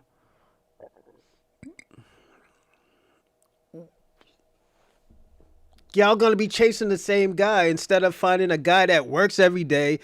He comes home, he can cook, you know, he loves you, you know. A lot of people chase those dreams when they get out of college. You know, because they think, oh yeah, this white education that I got makes me, you know, an elite. Elite to who? This is why a lot of the media is pushing interracial relationships, because a lot of these people are losing collectively. Men and women are losing collectively. Men can get women, but it's just collectively they're going to lose, you know, because they're all chasing the same guy. They're chasing that $1 million guy. They're chasing that successful CEO guy. You know, and not knowing that, like, yo, he probably wants, you know, The chick from fucking who's cooking, who made their was it their Taco Bells 2 weeks ago. You know, that barely speaks fucking English, or they like that black woman that is in college that will give up college for him so she can live comfortably. You know, so it happens. You know, it's just don't forget a lot of people in the 80s. Most of these people were on drugs. You know, so only thing you're gonna remember is what other people told you, what media told you. You know, and so you're not gonna listen to your parents. You can't follow your parents because sometimes they were in your life, sometimes they were on drugs, sometimes you were born up in the foster home system. So who you gonna follow? You can't follow the people that already failed you. So that's where I disagree at to a certain extent when he said, yeah, it's more black women that follow it. I don't think so. I think women will give up their job for their husbands. You know, it's just, I don't think things are supposed to be easy, though. 70% of black families are illegitimate. That's the majority. So the majority of black women are making poor selection decisions with regards to the men they allow to impregnate them. And these are the times that they carry the child to. These women who are getting pregnant by black men, the fathers are in their lives. Black American men are in their kids' lives more than any other race. They're the greatest fathers, and out of all race, they're the greatest fathers. You know, so we can't say that. And that's if you're going by your statistics. So I do disagree to that part right there, too. And y'all see, like I said, there's certain things I do disagree with. You know, I do think, and like this is why I said, I do think black American men are in their kids' lives more than any other race. So we can't say that black men are not in their life. Yes, there is a small percentage of men. That's why I say I think it's 1/3 that are not in the lives. But that 2/3, no, there's mostly black. Even if they don't live in that house, that black man or not married, that black man is supporting his kids. That black man is taking care of his kids. So I do not think that's true. That's just my opinion. I don't think it's true. But the only reason I discuss it is not to disparage black women. I discuss it because you cannot route your way to an outcome. Forget to like and subscribe and comment in the live chat. Or the only way you can comment in the live chat is if you are a subscriber. So if you're a subscriber, you can be in there with Dorsey, Jay Sanders, Kwame, Be Active, E Will, Convo, FBA Convo, who else? Everybody. Oh, let's get it 004. You know, everybody, you know, so definitely it's cool to, and also when you subscribe, your picture will pop up and we'll salute you. And everybody, don't forget, I think we're gonna have a Friday show. It might be late because I gotta go somewhere. But yeah, I might have a Friday show. And that Friday show is a shot. Subscribe. Was it? Every time somebody subscribes, I take a shot on Fridays. So I do it every other Friday because I can't do it every Friday, man. I'll be fucked up, man. I got things to do, but yeah. I'm definitely taking an iron fist to the situation. You may have seen a clip with Suki Hana in the United Kingdom, and she was walking around like, I want my fill in the blank stretched. I'm going to eat an N-word's backside. No, I haven't seen that. Yeah, so she's saying it, and people are looking at her like, word? And then when you correct a black woman, they'll say, again, you have to read the subtext. When you correct a black woman, so it suggests that you're correcting a black woman who needs correction. There are many of them that are in pocket. You hear me? Like, they're doing what they're supposed to do. But when you correct an unruly one, they'll say, well, why are you always minding our business? Because you are my business. If I'm your protector, if we are a natural pair, the black man and the black woman, you didn't show up here independent. We're a natural pair. You are my business. I am your protector, I am your leader, and I will manage you. And that's how it has to be. We really got to go Taliban out here. It's that time. Is that something that should be more in-house or something that you should take a megaphone to? Because not only are the black women who need to be corrected are listening to that message. I'm kind of confused on your second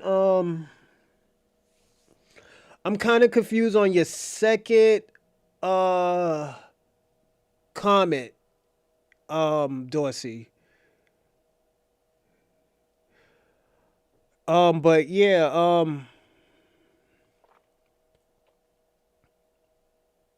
in this era, I think, like I said, I think most of us take care of our kids.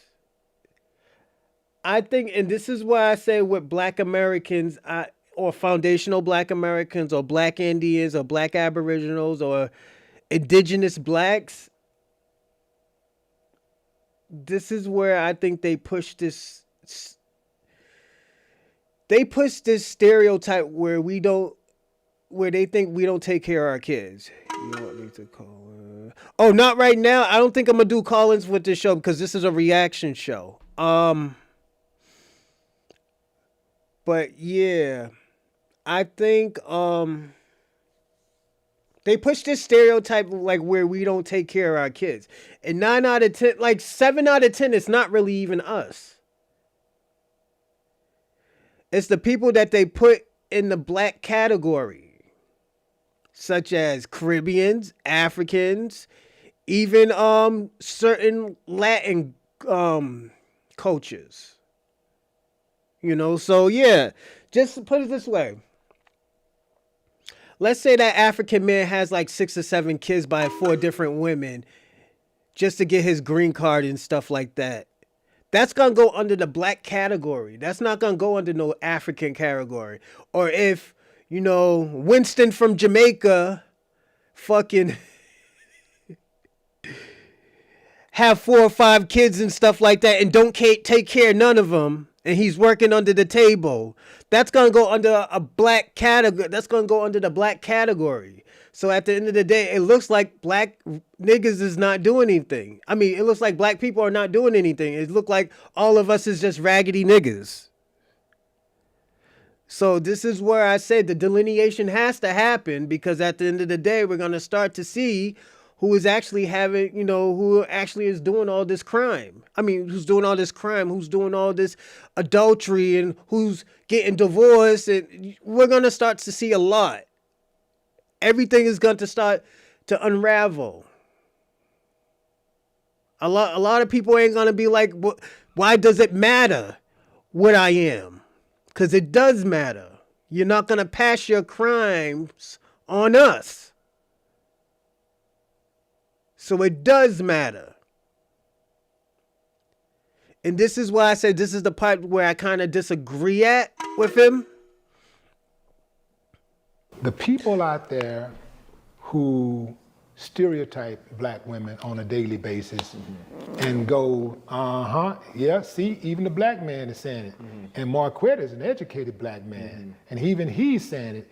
And he's not. That just happens a talking lot, shit. yeah. He's backing it up with data and facts. Yes. So that could easily get. I'm gonna say this, and we're gonna get right back in because we only in 20 minutes of this show. We got like what, an hour left, hour and a half left. I'm gonna say this. It does happen. It does happen, Dorsey, but it don't happen a lot like most people think. Most black men stay with their women because at the end of the day, they love their children. Black men love their children. You know, do people get raggedy women? Yes. Ain't shit type of bitches? Yes. It's there, but at the end of the day, I don't think it's common as most people think. You know? And most of these people who do has 3 baby mamas and daddies, they come from Caribbean backgrounds. So we can't lie about that too, because this is why I said Once this delineation stuff starts to happen, a lot of stuff starts to unravel. You're gonna start to see that Black Americans do stay with their women. Is there occasion? Yes, there is gonna be occasions of a people doing raggedy shit. Yes, that's with everybody. But my concern is they're making that a black thing. People who have 3 baby daddies and shit like that. That I know. Let me tell you something. I know a woman. I know an Asian woman who has 10 kids with 4 different men. So it's like I said, it's it's a common thing.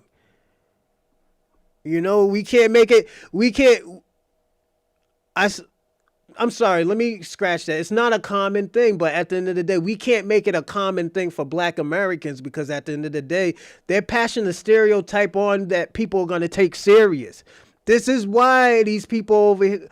This is why people come to our country and talk about black men are baby daddies. All they are baby daddies and crackheads and drug dealers and killers. Because these people pass these stereotypes on to us. It's because everybody put us in a fucking group where they say, oh, was it exactly 10 kids with 4 niggas? Yeah. Yes. Yes. Asian woman. Fucking skinny, small like this.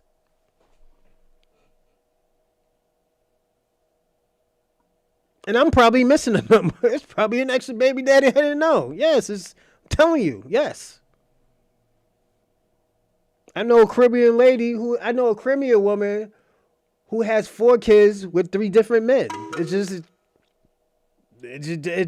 happens. You know, you got, put it this way. Whatever environment that you are, you're going to see a lot of, you know? So at the end of the day, and this is if you're everywhere, you're going to think, damn, that's a black thing. Then when you go to another community of, even with white people, you start to see that like, yo, these white bitches, these white motherfuckers be fucking the same woman and they all have kids by the same woman and they're all friends.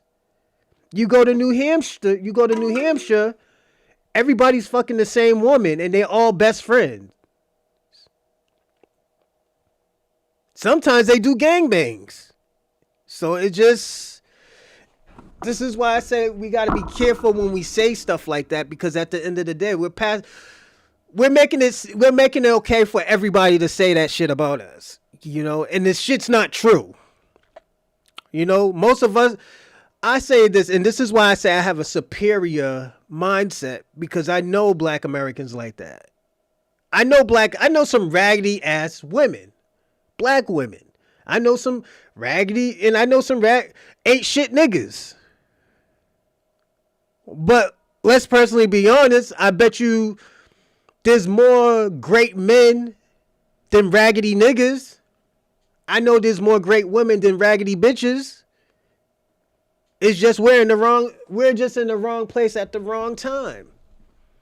Into the ear of the wrong person and then it could actually encourage them to disparage. We're concerned about things. Here's Black folks who mostly love being black. My grandmother was a very dark-skinned woman from Lone Oak, Arkansas. She grew up picking cotton. Probably till about the 5th grade, I thought she was an actual slave. You heard me? I thought she was like a free slave. But I say all that to say, no, for real. And one day I came home like, Grandma, you wasn't no slave. She was like, but. Can you explain why you thought that she was a slave? So my grandmother, you know, and one of the reasons I think that I make sense when I speak, one of the reasons that I have character and I know who I am is because people took out the time to invest in me as a child. My grandmother was retired. She walked me to school every day. You know how much time you have to talk to a child when you walk them to school and then you walk them home from school? How was your day? How did you feel? How long was the what trip? happened? Probably about 35-minute walk each way. Each way, Yeah. okay, yeah. So when you have time to do that, it builds up the self-esteem in the child. It also infuses your values in the child. Complain, boy, you're picking cotton. No, you was a slave. And that's pretty much how she left. She said, I dropped out of school in the 3rd grade to pick cotton. I'm going to tell you this. The thing is, and this is why I like hood chicks. I like hood chicks and project women. It's just they don't got the right guidance. Any real man would know how to guide a woman like that. You know, I always knew how, and I that's why I was always attracted to them, because at the end of the day, it's like, yeah, it's not gonna be easy, but you can figure it out how to, maneuver through all that type of stuff.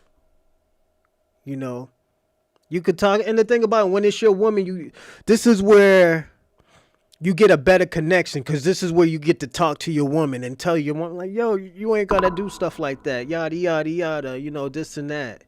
I'm loving you. We're a team. I love you. We're a team. You can't do that, because you don't just embarrass yourself. You embarrass me. You embarrass the kids. There's a way. If there's an issue, you come and get me. And that's how I always done stuff. And this is why hood women always love me. If I ever needed anything, or if I ever wanted to go back, I can go back. That's what type of person I was. I always took care of everything. Those type of women think they have to defend for themselves and forget that they're not a team. My auntie and I'm gonna say this, my auntie taught me that. She was like, yo, my auntie's crazy. My auntie's lit.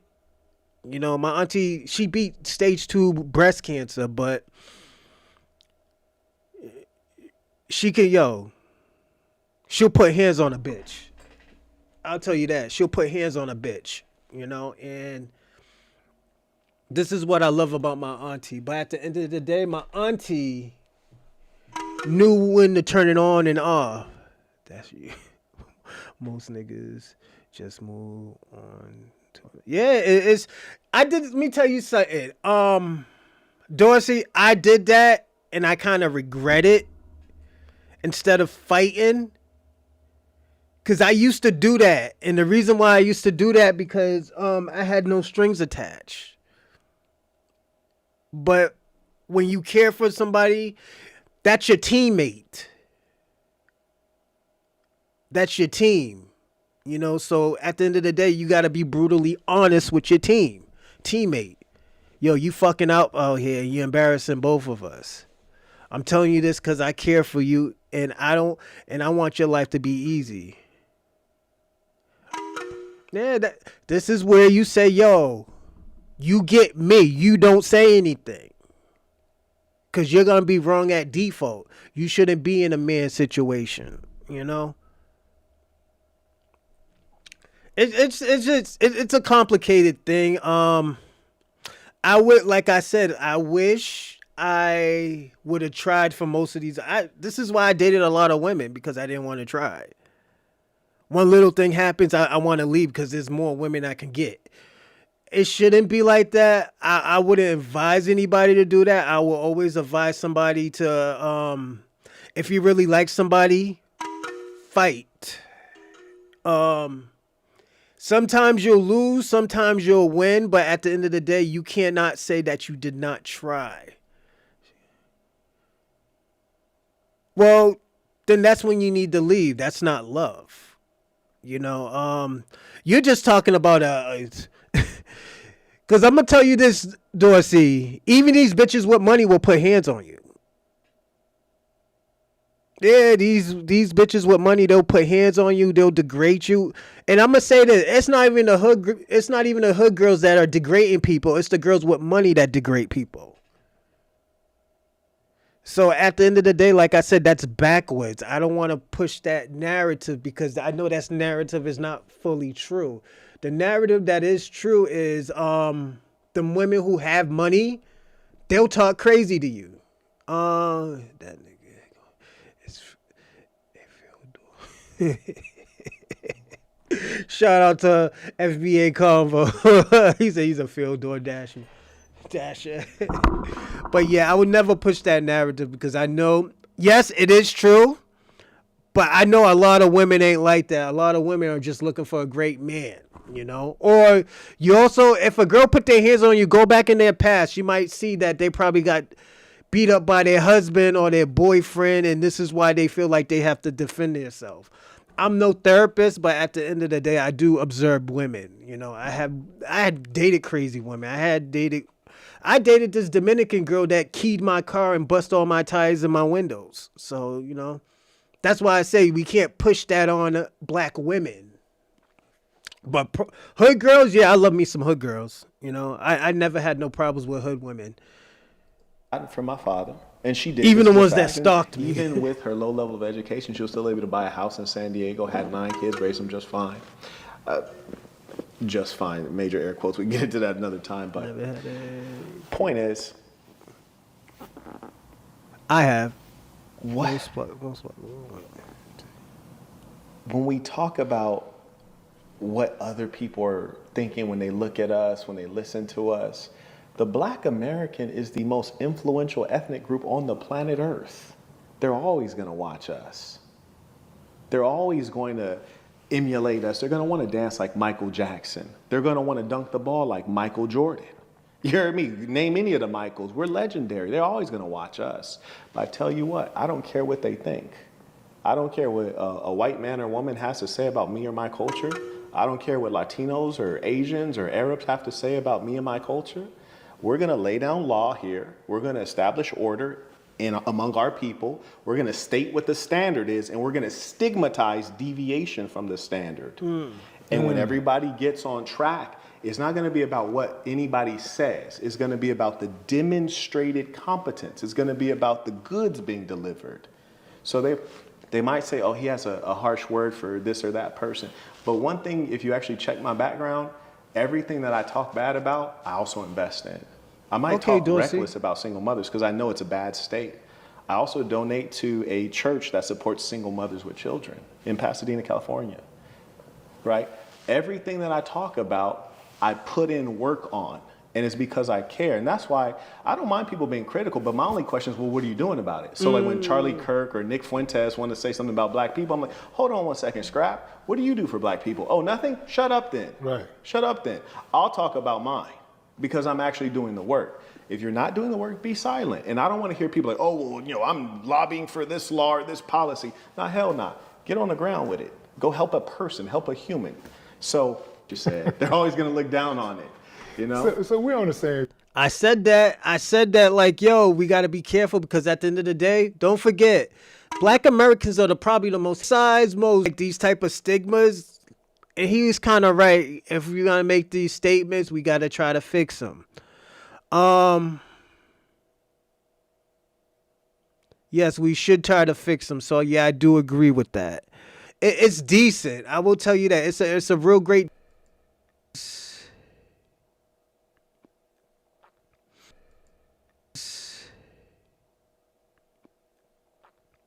It's a good debate. I'm hoping y'all like it, but also don't forget to like and subscribe and comment in the live chat. Also, if you want to comment in the live chat, definitely you got to subscribe because if you're not a subscriber, you're not going to be able to comment in the live.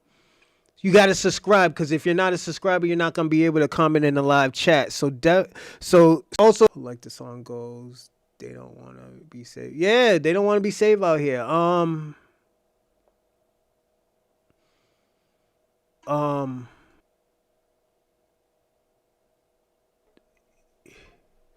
At the end of the day, I'll have to start over.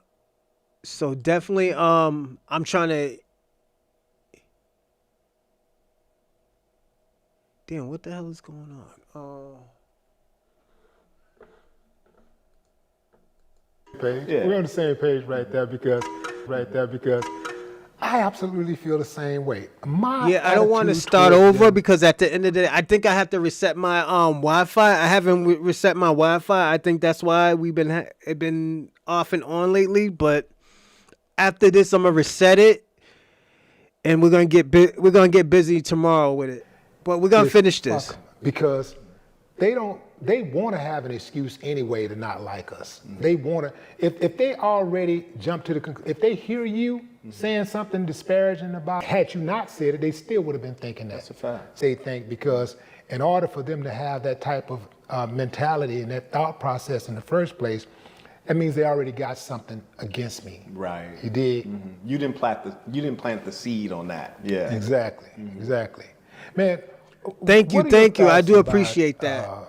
You know, Dorsey. Black males in regards to black men are reimagining themselves since the advent of social media. You know, I hope y'all liking it. there are a lot in life. I do also want to state for the record that people think like, oh, you talk about negative about women. Like, nah, I be across the board with mine. You know, people don't do their research. But with regards to black men, and I'll speak about black culture as well briefly. I'll be right back, everyone. Again, I said Michael Jackson, Michael Jordan, Mike Tyson's, any of that. Like, we're very influential. But it used to be that we organically create culture in our neighborhood amongst ourselves, and then the culture gets commercialized, and then it gets see it and learn about it, but it's reflecting what's in the neighborhood. And others will learn about us from the television. I remember the first time I met some Germans, and they came to the United States, and they said, Marquett, I don't understand. Where are all of the black people? I was like, what do you mean? He was like, I see you guys so much on television, Will Smith, so many TV show, but in your country, it is not many black people here. They didn't realize that we're just that 10% of the population because our influence is so great. Now, I say all that to say this. It used to be black people have organic, real culture. It gets commercialized and then projected out to the world. People, the outsiders, learn about us from the media, good or bad. Now, Netflix produces images of black people, how the white liberals would want us to behave. It's behavior modification. And then they push the imagery down to the neighborhoods, down to us, the consumers. And black people are the worst in terms of nomophobia, phone addiction, and social media consumption. We're unproductive and idlers. So they push images of us back to us, and then they tell us who we are. We're not telling them who we are, they're telling us who we are. And that's where you got a Lil Nas X from.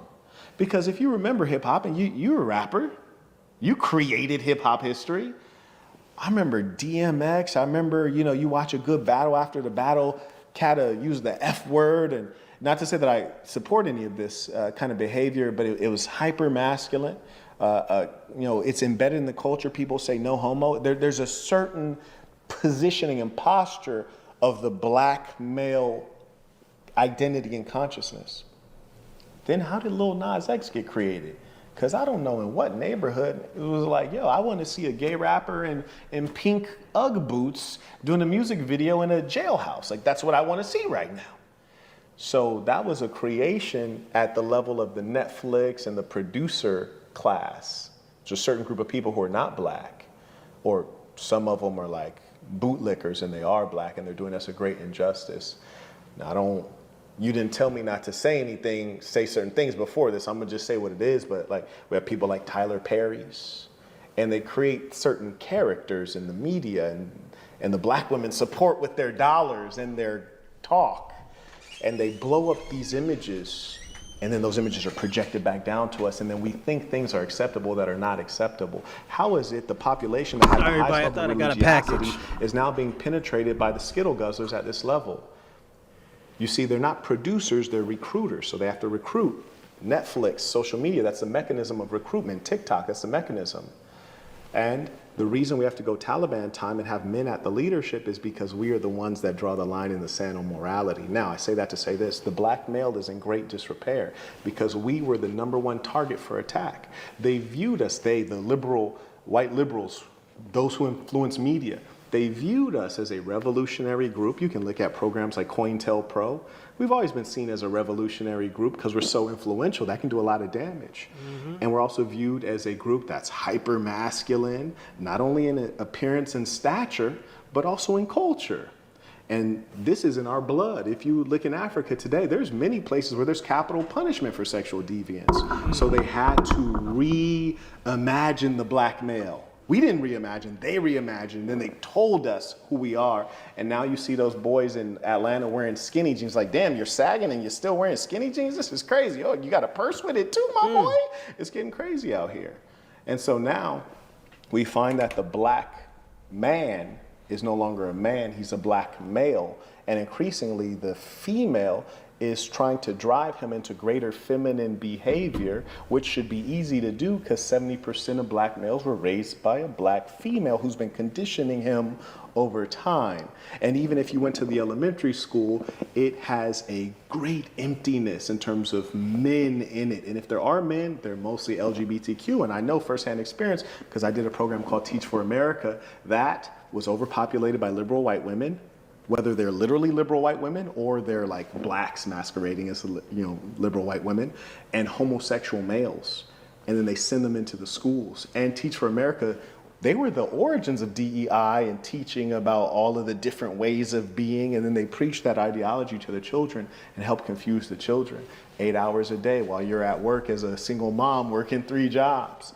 So all of that destruction has been done, and it's been hyper targeted to the black man, because they had to use these other tools to get us, because we weren't the ones going to their universities, it was the black female. Because males in general are not performing in the educational system because it's female oriented. Why? Sit down, shut up, listen, and then regurgitate. That's great for females because their wiring is to be less tactile, less hands-on, less moving. Black boys are made a problem of in the educational system. That's why they call us, they say we have oppositional defiant disorder. They give us an IEP and they say that we're, this and that, and put these labels on us. The original work on that was not Dr. Umar. It was from one greater than him, Dr. Jawanza Kunjufu, which is the guy that Dr. Umar bootlegged all of his ideas from. And that guy was productive. Shout out to Dr. Jawanza Kunjufu, now deceased.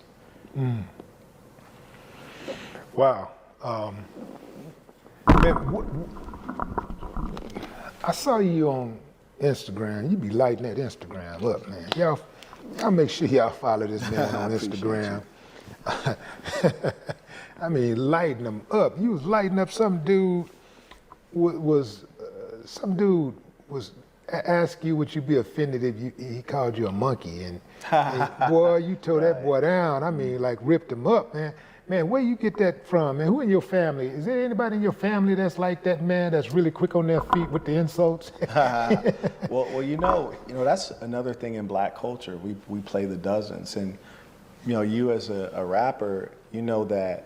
We always been sharp with language. And in fact, I think in America, if you look at America's great orators, we're overrepresented as black people, right? The Malcolm X, the Martin Luther King. You ain't seen nobody put words together like Martin Luther King. I don't agree with his ideology, but he throw them words together. He put the words together, but he had that clapback. He ain't had it. I'm talking about that street vernacular, clapback, educated. Mm-hmm. Like your clapback is very. It's an additional. Give me a second, everyone.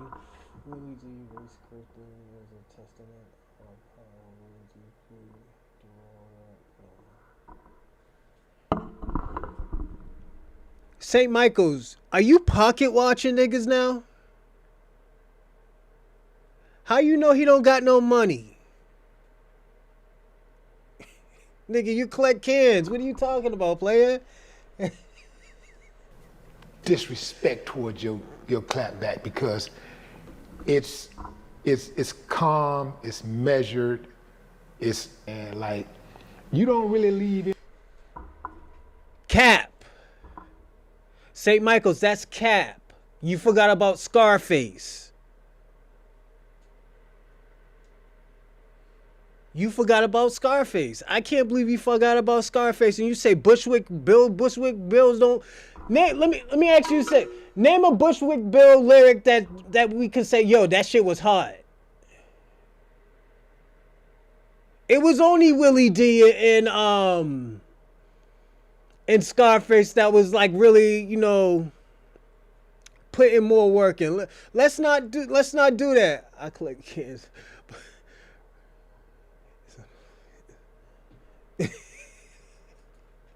You sure you're not projecting?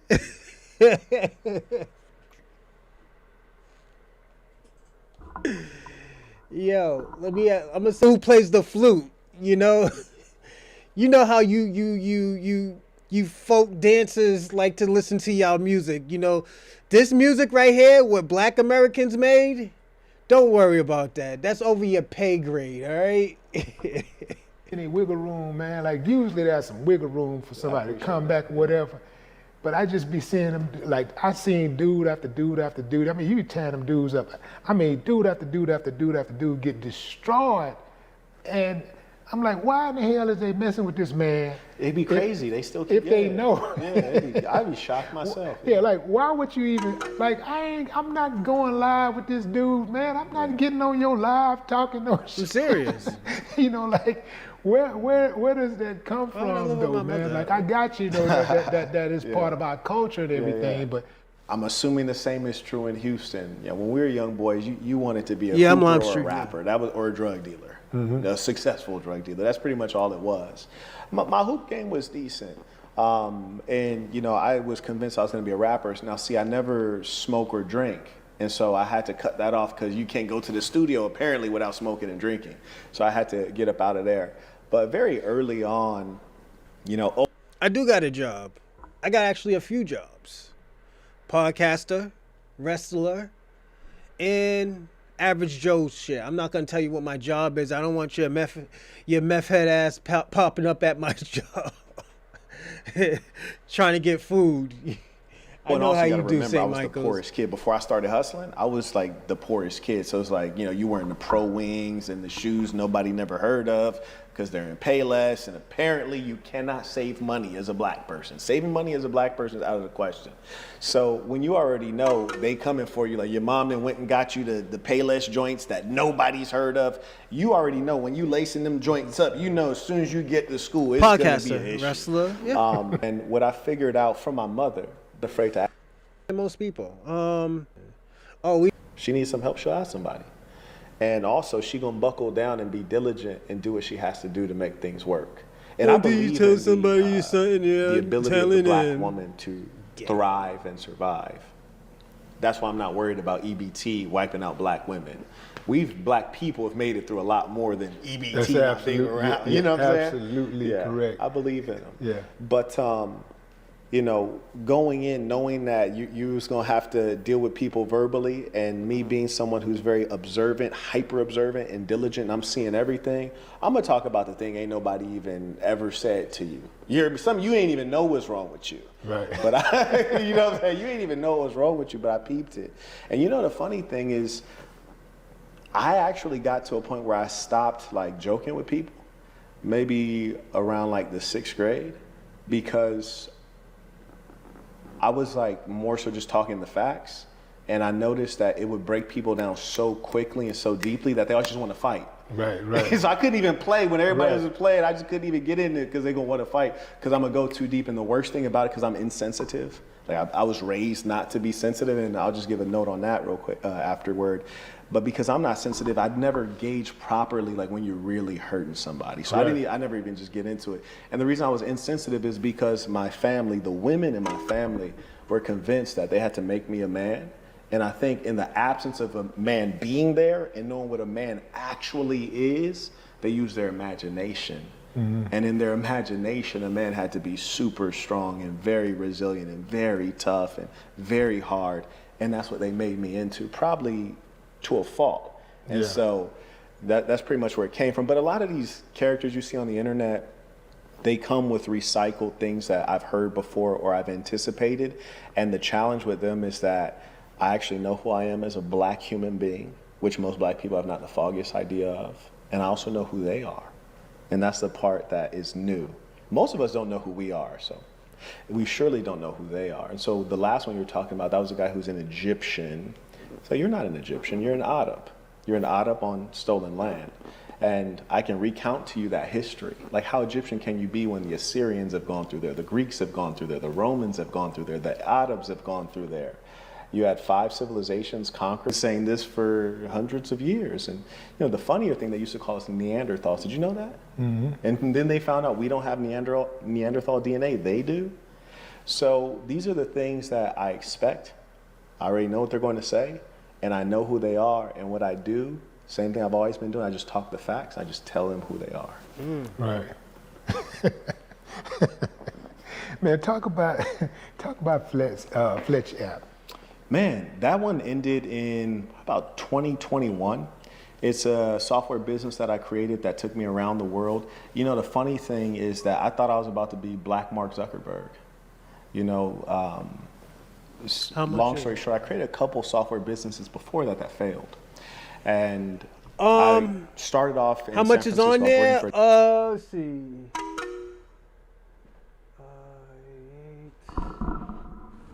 88.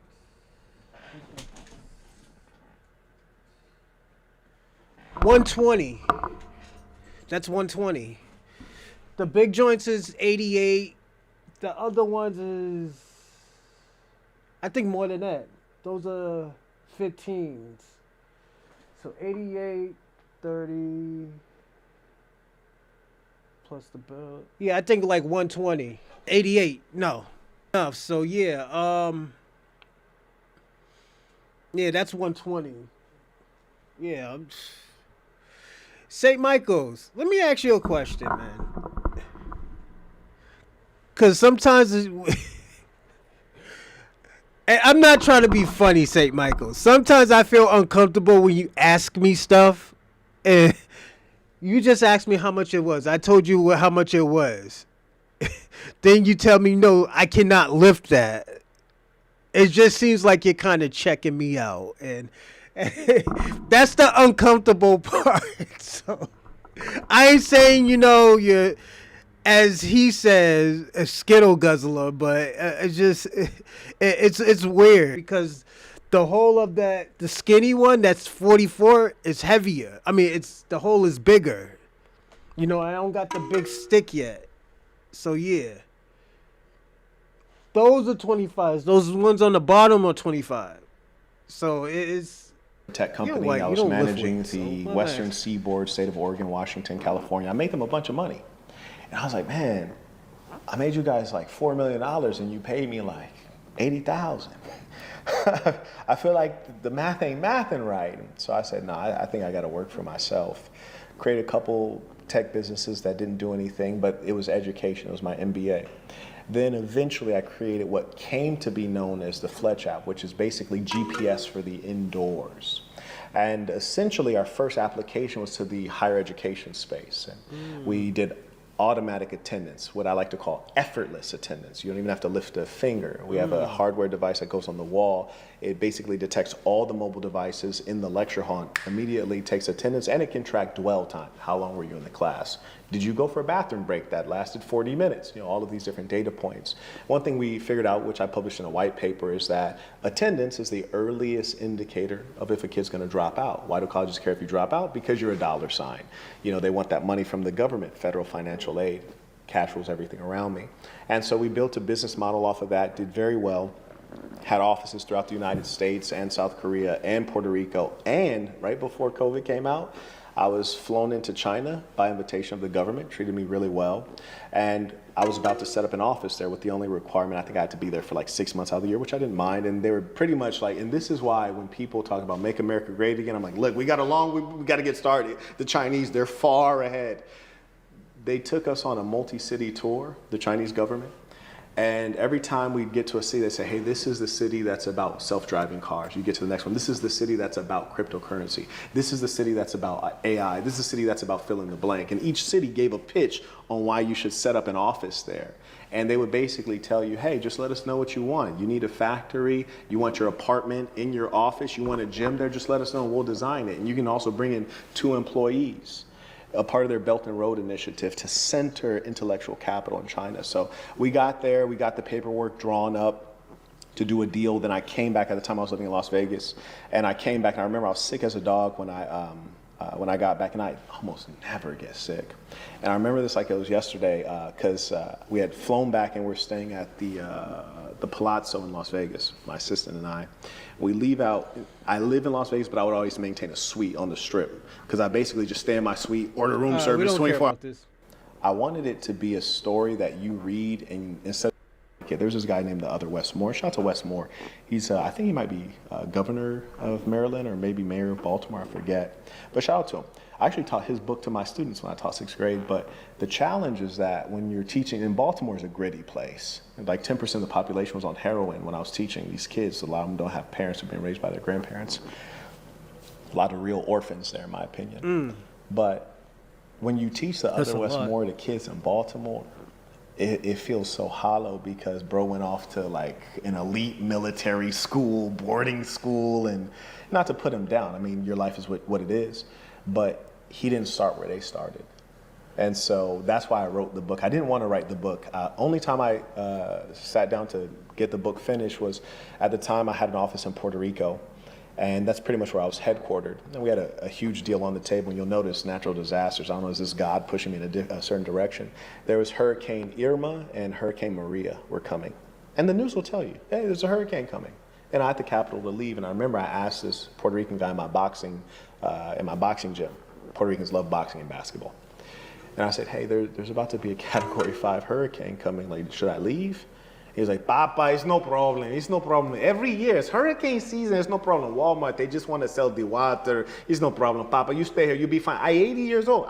Until you started smoking meth, St. Michael's. Yeah, you could lift probably 285 pounds when you was 25 until you started smoking meth.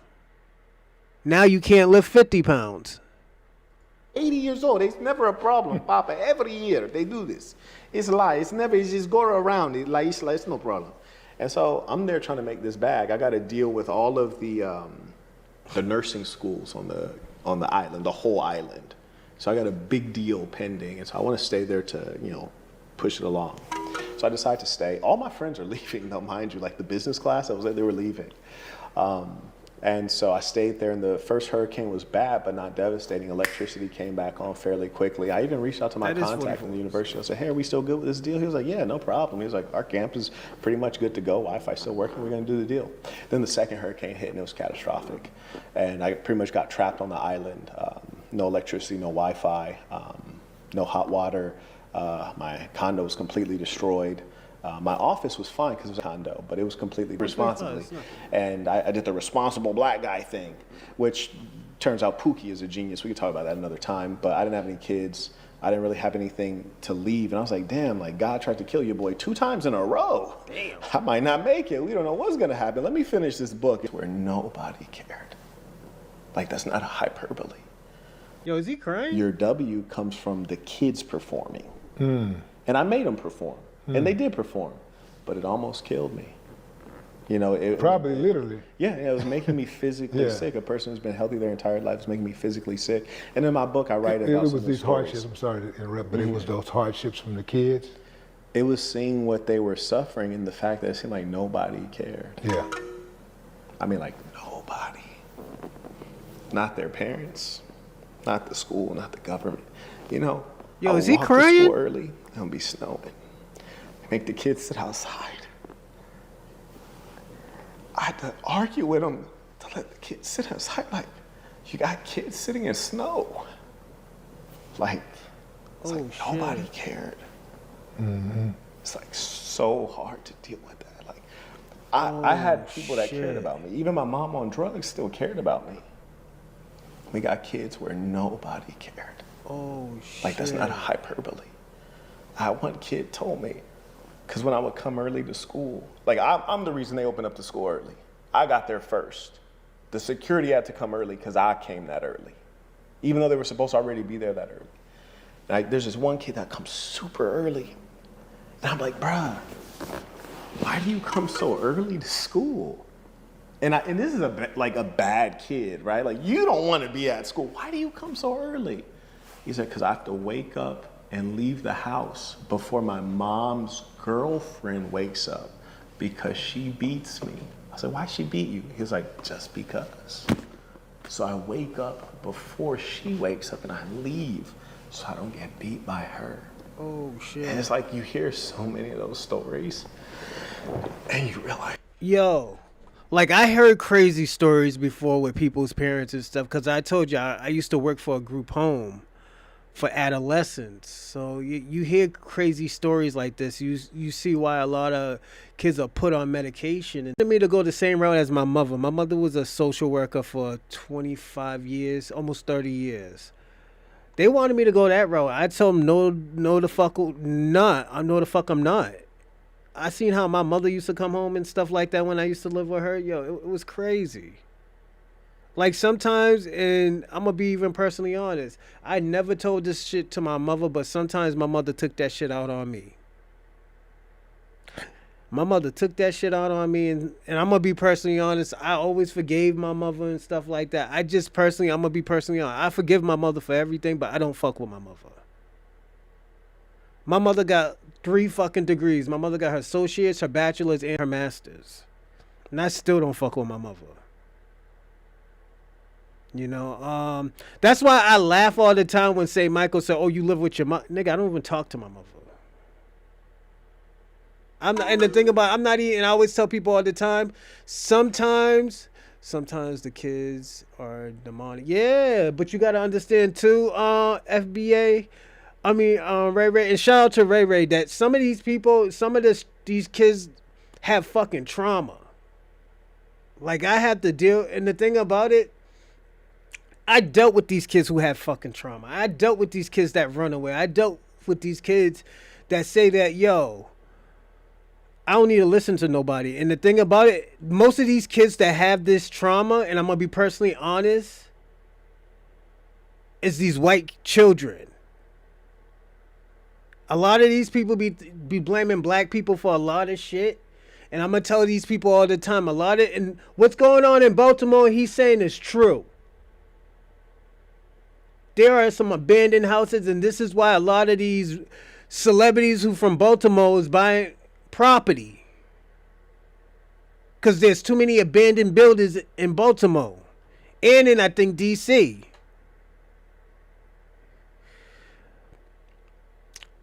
But I'm going to be personally honest, these white children are fucked up. Parents and shit like that, nah, nigga. I was in that type of field, and it's a lot. And I'm gonna be personally honest. It's a lot of these white American parents. It's a lot of these white American parents, and I understand what this man was saying, and I understand what he's saying about black Americans and stuff like that. And this is why I say, yo, some of the stuff I do disagree with, because it seems like he's contradicting himself. But, because when I say, yo, I seen him crying, I was like, yo, this nigga right here, you don't expect Marquett to cry. The way how he talks crazy, but when he starts to, as growing up, when I started becoming an adult and where I had to defend for myself. When I was growing up, once I turned 14, 15, that's when I started having to do for myself. That's where I had to, like, okay, yo, I got to get a job. I got to give my mother some type of money. And I'm only getting probably $150 a week. Or every 2 weeks or some shit like that. I'm getting like $300 every 2 weeks. I wasn't getting no money. I'm going to have to give my mama some type of money. Then I have to buy a bus pass. Then I got to pay my phone bill. And I got no money. I got like $30 to my fucking self. Or maybe like $60, $70. So I go buy me some weed and I buy me something to drink. Because it's depressing. You want me to save up fucking $30. So I was like, let me go get some weed in a little bottle. You know, this shit was depressing. That shit made me drink because I didn't have no money. I tried to get a job. Niggas ain't trying to give me no job. Damn, I feel like I should just sell dope. Fuck it. Let me sell dope. Let me rob. So I understand Marquett where he's coming from. I understand when they say, yo, when it comes to these fucking kids, these people are too hard on these black kids because at the end of the day, first of all, you talking about is education. It can't be fucking education because at the end of the day, the education, it can't be the education because y'all niggas is educating these kids. Y'all the ones giving them these fucked up books. Y'all telling these kids that what they can be and not be. I'm sorry, but I'm looking at the screen right here. So it's fucked up. How the fuck are you how the fuck you're harsh on the kids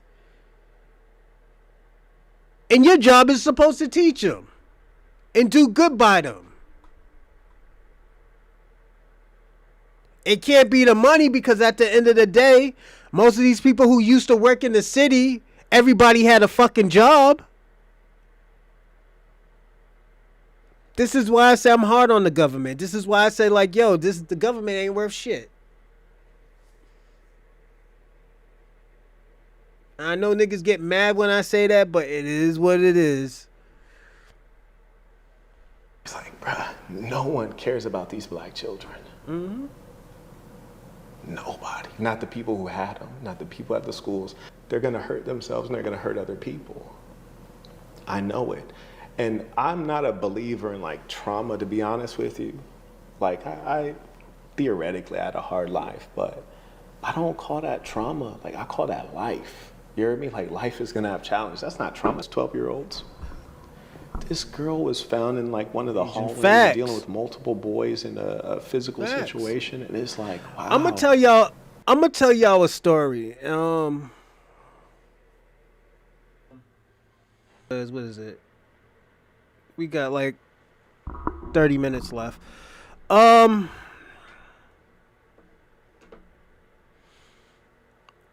So when I was growing up, I used to play for the YMCA. BBD used to Bill Bell and DeVoe used to sponsor it. You know, shout out Ricky Bell, Devin DeVoe, and Uncle Mike, Michael Bivens. You know, Michael Bivens. I used to go to the YMCA. I was gonna walk with these kids after I used to get out of school. And my mother was like, nah, I'll pick you up every time and stuff. This kid used to walk around with these kids. These kids used to walk home and shit. And there was this transgender at those times they used to call them transsexuals. The guy he molested 2 to 3 kids. And those were the kids I was supposed to be walking home with until my mother was gonna pick me up. The man's name was Sexual Chocolate. You know, the state, the government, the judge let him go. Let him the fuck go after he did what he did to them kids. And that's why I'm so protective with my kids. It's like, and this is where he said, like, yo, nobody cares for these kids. Nobody cares of what's happening to these kids. This is why I say, yo, these people, and this is why I wanted to do what I wanted. This is why I wanted to do adolescent, and I might honestly go back. You know, the reason why I want to go back, and this is the reason, and this, I'm gonna tell you this: them kids, when I did adolescent, this is why I wanted to do a podcast, because I did want to help. When I had my first kid, I was like, yo, or was it my second? I think it was my second. I was saying, like, yo, I don't want to go back. I don't want to do the same thing. I want to do something different, because at the time I was doing, was it material distribution? I forgot what it was. I was working in a auto, what is that? Auto body distribution. And I hated the fucking job. I'm not gonna lie, I hated the fucking job. And when because I caught COVID, and I guess my information got mixed up, and they wanted me to get more information, and they fucked up on my information. They were saying, oh, yo, you got to get the information that says the right information. And I was like, you know what? I was like, yo, let me just find another job. I already had money saved up. I had like $15,000 saved up. So I was just chilling for a few months. I was going to chill for a few months. And I just chilled for like 3 weeks. And I was like, yo, let me go get a fucking job. I was tired. I was like, yo, I don't want to do this no more. I want to go get a fucking job, you know? So I went to go get a job. And once I got the job, I was straight. I was in the game, you know? No, this was my second kid. Yeah, this was my second kid. So I had money to pay my own bills, you know? I moved into a different spot. I moved into a bigger spot. I had an extra room, and this apartment right here, and I had an extra room, and I was like, yo, I want to help people.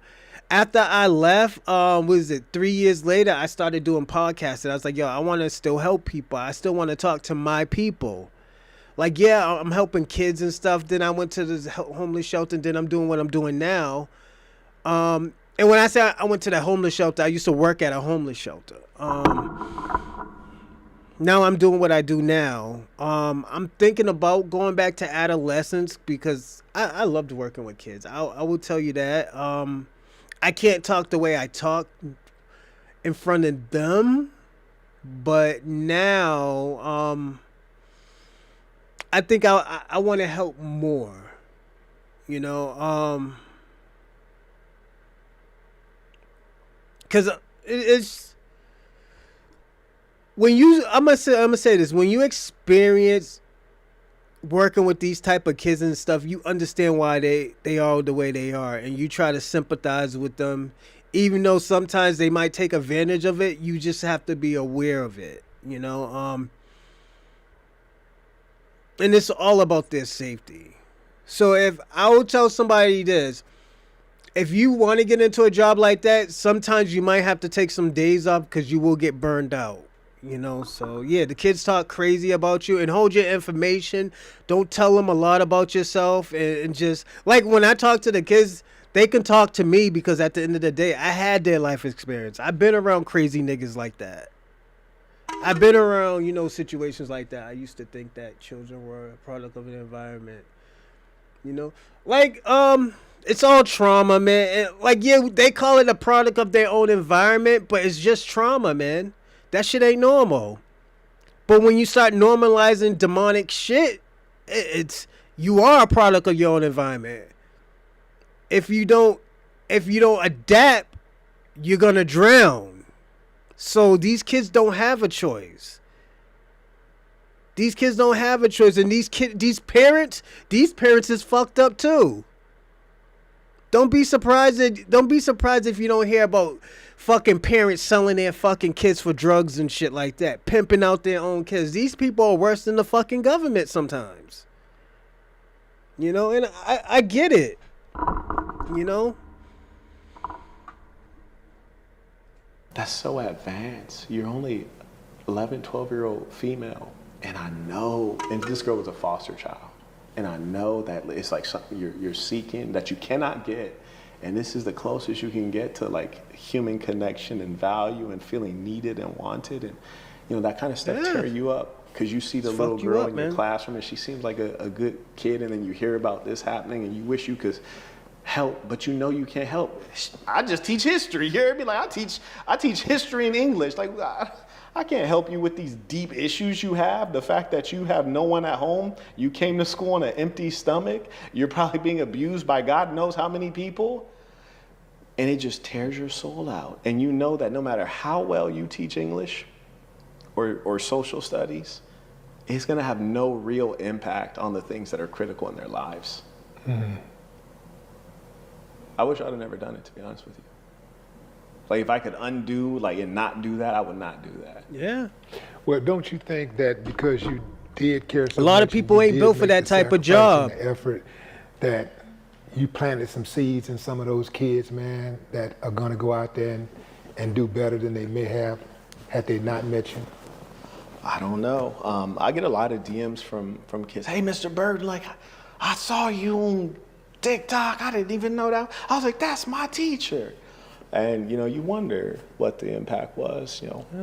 Those are things you can't calculate. And, you know, shockingly, there's some really bright kids there. And in fact, I'd even venture to say, like, me remembering when I was their age in school, I feel like Baltimore had a higher percentage of kids that were intellectually gifted than what I had in Los Angeles, which is amazing with all the goddamn lead in the paint and in all the things there with that old infrastructure. But, you know, I don't know. I know that they performed well on their test scores. I know that I was able to get them that, but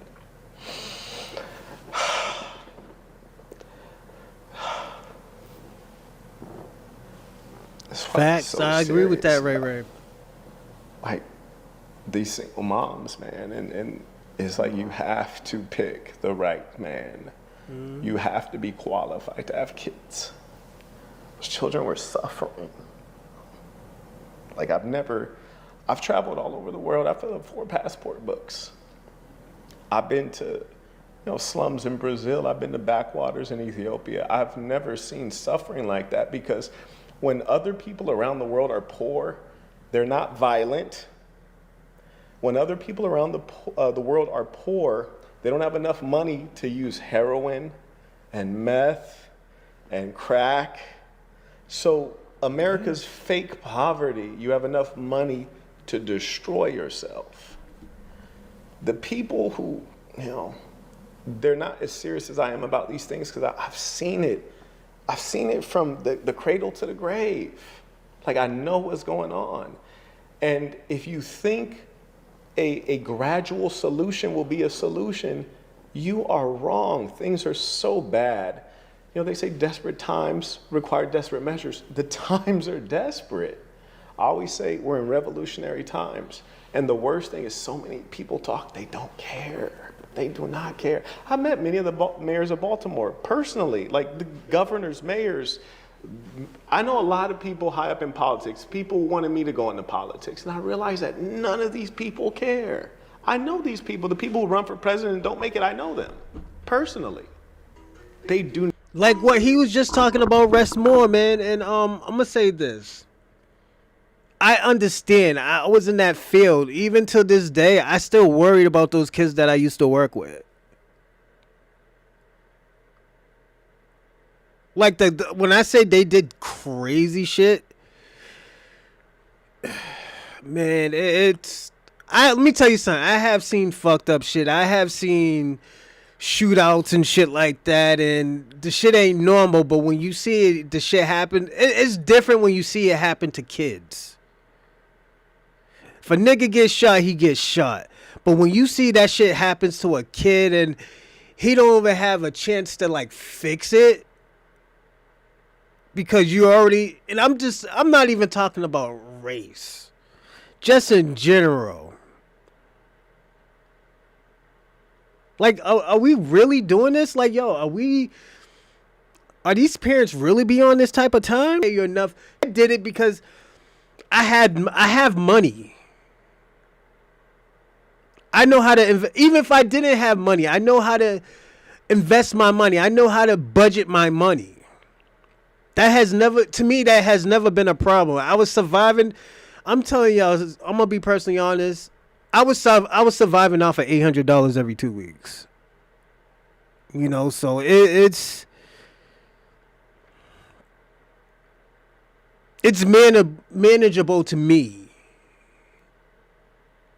Even having a kid with $800, I was still surviving.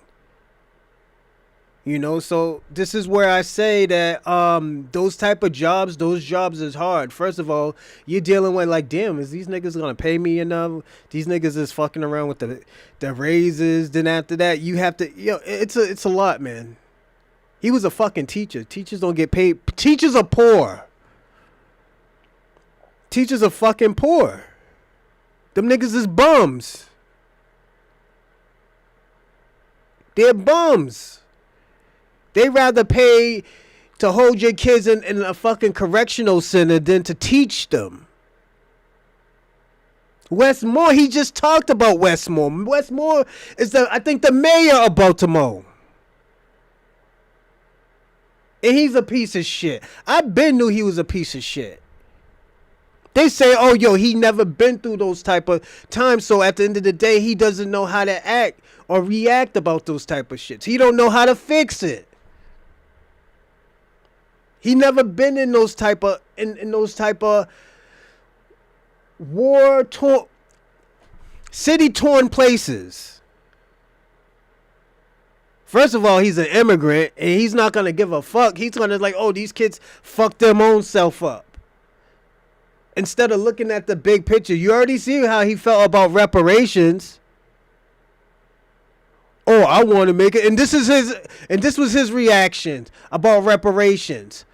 Oh, we already know what the problem is. I just want to react of it. Okay, if you want to act on reparations, why didn't you make a bill about it? Why are you waiting for somebody else to do it? You're the fucking mayor. When it came to the migrants, you made the bill yourself. You didn't wait no months or 2 months. You waited a week or two. It's just the thing about these mayors and these migrants is we're not their priority. We have never been their priority. I'm throwing the Pan-Africans in there. We have never been their first priority. Only time we're their first priority is when they getting something from it. Then when we want to say, oh, yo, we need to delineate from y'all. We're not getting anything. It's a one-sided thing. They get mad. Would you want me not to tell the truth and just do something different? And you can say, oh, yo, we can't trust Rochelle. He says he's fucking with Pan-Africans, but don't help us. Or would you want me to just tell, yo, I'm not fucking with you. I can't fuck with you because I'm talking about. I'd rather not lie to y'all and say like, yo, I can't fuck with Pan-Africans right now. I got to worry about the black Americans. I got to worry about the foundational black Americans. You know? Not care at all. I remember when I was working for the mayor of Baltimore. I'm not going to say which one. I'm working for the mayor of Baltimore, and I was doing essentially data for the Baltimore City Schools, which is one of the larger school districts in the country. And, I had a finding that I brought to the attention of one of the higher ups, and they're kind of like, oh, that's really bad. Don't tell anybody about that. And I distinctly What's going on, Monster McFly? Salute. With the mayor's office, I only saw them get passionate one time about one issue, which was who's going to get the box seats for the Ravens. Who can get these box seats? Like, they were lobbying each other and negotiating, like, deeply passionate. And, people sometimes say, you sound harsh, or you're not compromising, you're inflexible. Yeah, well, that's about right, because the problems are very serious. I care enough, and some of the people who think they know the answers, they don't know the answers. Some of the people who would be the solution are actually the enemy. And some of the people who actually know the answers are not going to do anything about it. They know the answers, and they're not going to put the effort in to come up with the solution. And to your point about how people in other parts of the world are poor, but they're not violent. They don't become criminals. Yeah. Man, I lived in Azerbaijan, and I saw that firsthand. Mm-hmm. A lot of times you have to travel. You got to get outside of the U.S. Mm-hmm. Was you in Baku? I was in Baku. Okay. Yeah. Mm-hmm. And for example, so Baku at the time was a city of 4,000 people. Okay. 4 million people. Okay. By comparison, Houston have about 4 million people, right? Mm-hmm. At that time. Around that time, Houston was averaging about 15 murders a week. Okay. That's a lot. By comparison, Baku was averaging about 1 murder a month. A month. Right. And when it did happen, it was usually something domestic, right? Yeah. Husband and wife got into it or something like that, But facts, I agree with you, Ray Ray. All this crime and stuff going on, like women. You're right about that, Ray Ray. Walking the street sometimes at 2:00 a.m., 4:00. Maybe I'm coming from a club or some event. Yeah. And it depends what you think giving up is. That's a whole nother question. Because you can be like giving up is like, yo, man, you know what? You're going with your father because I don't want to deal with you. There are reasons why people give up on their children. Like, there's people that give up on their children because they got a new boyfriend. I have experience of that. I remember, I'm gonna be personally honest with y'all, and I personally, this isn't why I don't fuck with my mother, but this is why I'm very cautious around my mother. Every time, once I turned 13, 14, I understood the hardship of women. When you are given everything and you have everything and you work for everything, and you're trying to find a husband or something, you will give up on your fucking kid. I have seen people give up on their kid. Me, I would never give up on my kids because my kids will always be first. You know, I am very, like I said, sometimes I feel like I'm overprotective with my kids. And with my mother, every time she got a new boyfriend, ever since I turned 13, 14, there's only probably one or maybe even two. My mother told me, you need to get out. You need to go with your father and try to find a situation to say like, yo, your son is acting up. Or Rosalind is acting up. And I know what I used to do. Yeah, it was me. Instead of not thinking like, yo, this motherfucker is instigating this. And I had to think about it because the last time I lived with 24, 25 to uncle fucking around with people I know. She kicked me out for him, and this nigga was a recovering addict. And I told my mother, I was like, this is the last time I will ever come into this house, and you might only have one fucking son left. I don't think I can fuck with you like that. I told my mother that. And I kept my fucking word. I will never move back with I'd rather go to the homeless shelter before I go to my mother's. I am very cautious with my kids when it comes to my mother and who she has around my kids. That's why I haven't talked to my mother in 4 years. I'm going to be personally honest. The nigga was a recovering dope fiend. And my mother got 3 degrees. You think I'm going to trust my mother around my... Hell no. And that's why I said when you talk about giving up, what do you mean? I personally think my mother gave up on me a few times. Then when the goings got tough, don't forget about the family of Rosalind. We are all we got. This is why I say when it comes to these immigrants, no. It's only a one-sided thing.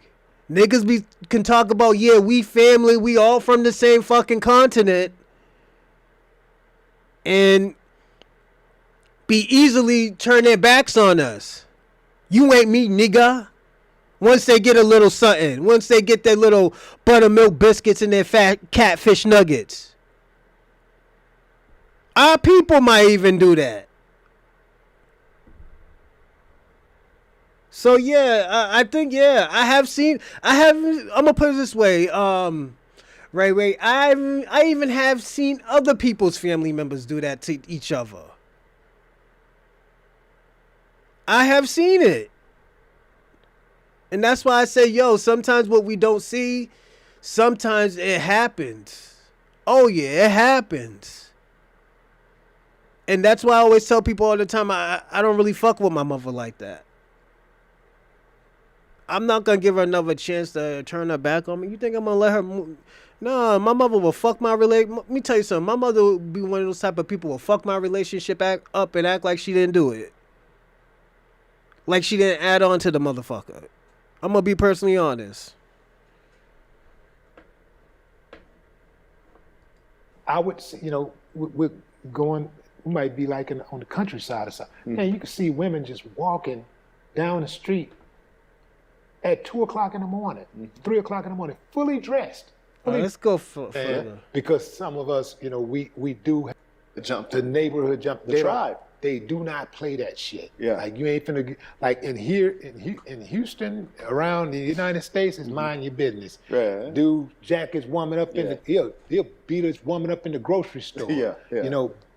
Smack is warming on the bus or whatever, on the train. Yeah. They don't, but it's the culture, and it's indicative of, the government, because everything starts at the top and it trickles down to the bottom, and we know that a lot of this, you'll have people say, well, it starts at home, and you're absolutely right. It does start at home, right?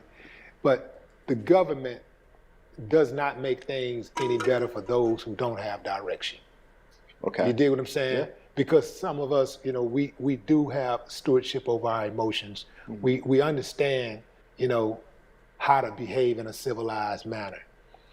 But for those who don't, the answer, it seems like to me, is not a plausible way to deal with those of us who ain't necessarily civilized, or those of us who ain't necessarily in control of our emotions. It's everything is lock them up, throw away the key. Right. And we're not. Right, yeah. And to your point about what was going on in Baltimore when you was a teacher, it's those social resources. We need those. Yeah. We need those social resources, because the way things are going right now, man, I mean, when we talk about such and such days are numbered, that person, our days as a society is numbered. You being a teacher and going through like one of the toughest like school districts, you know, in the whole country. I'm pretty sure, you know, you saved somebody, because it was a teacher that saved me. You know, Miss Emmett Oliver. Okay, shout out to Miss Emmett. Emma Oliver. I said Emmett. Okay, Emma Oliver. Okay. Emma Oliver. Yes, sir. Was my homeroom teacher, my science teacher, and that woman, like she looked after me. I didn't go to her house. She didn't buy me school clothes. She didn't buy me school supplies. On the blind side, huh? But what she did, she invested in my self-esteem.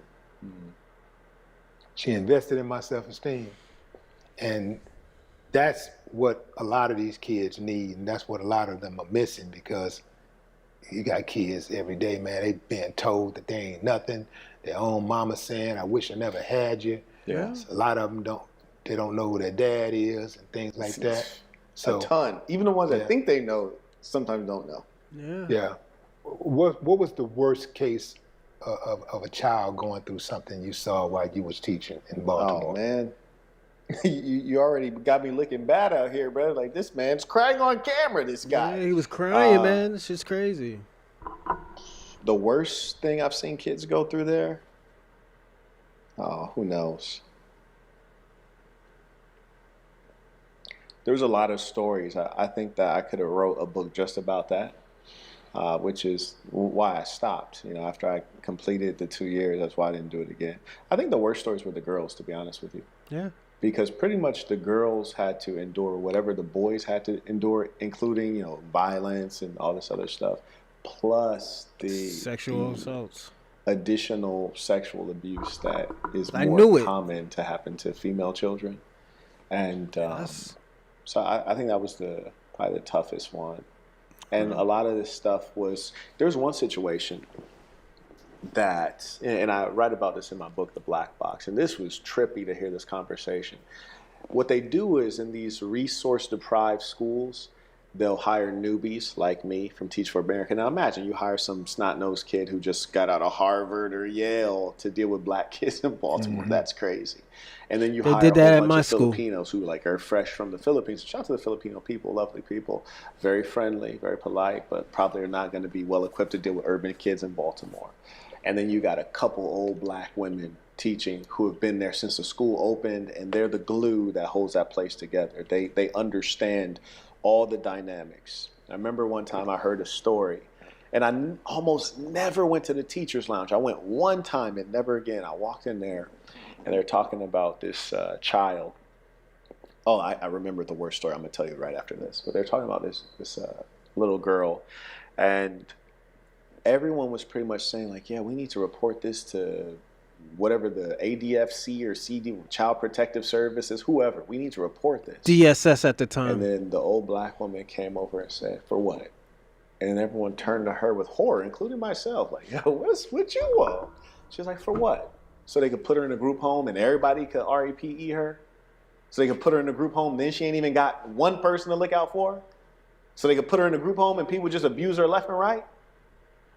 That's what you want to do? Leave that girl as she is. That thing may have happened to her, but she's better off where she is. And that, I was like, ooh. And it made sense to me because my mother used to work at a group home, and she would tell me about the abuses that the kids suffered there.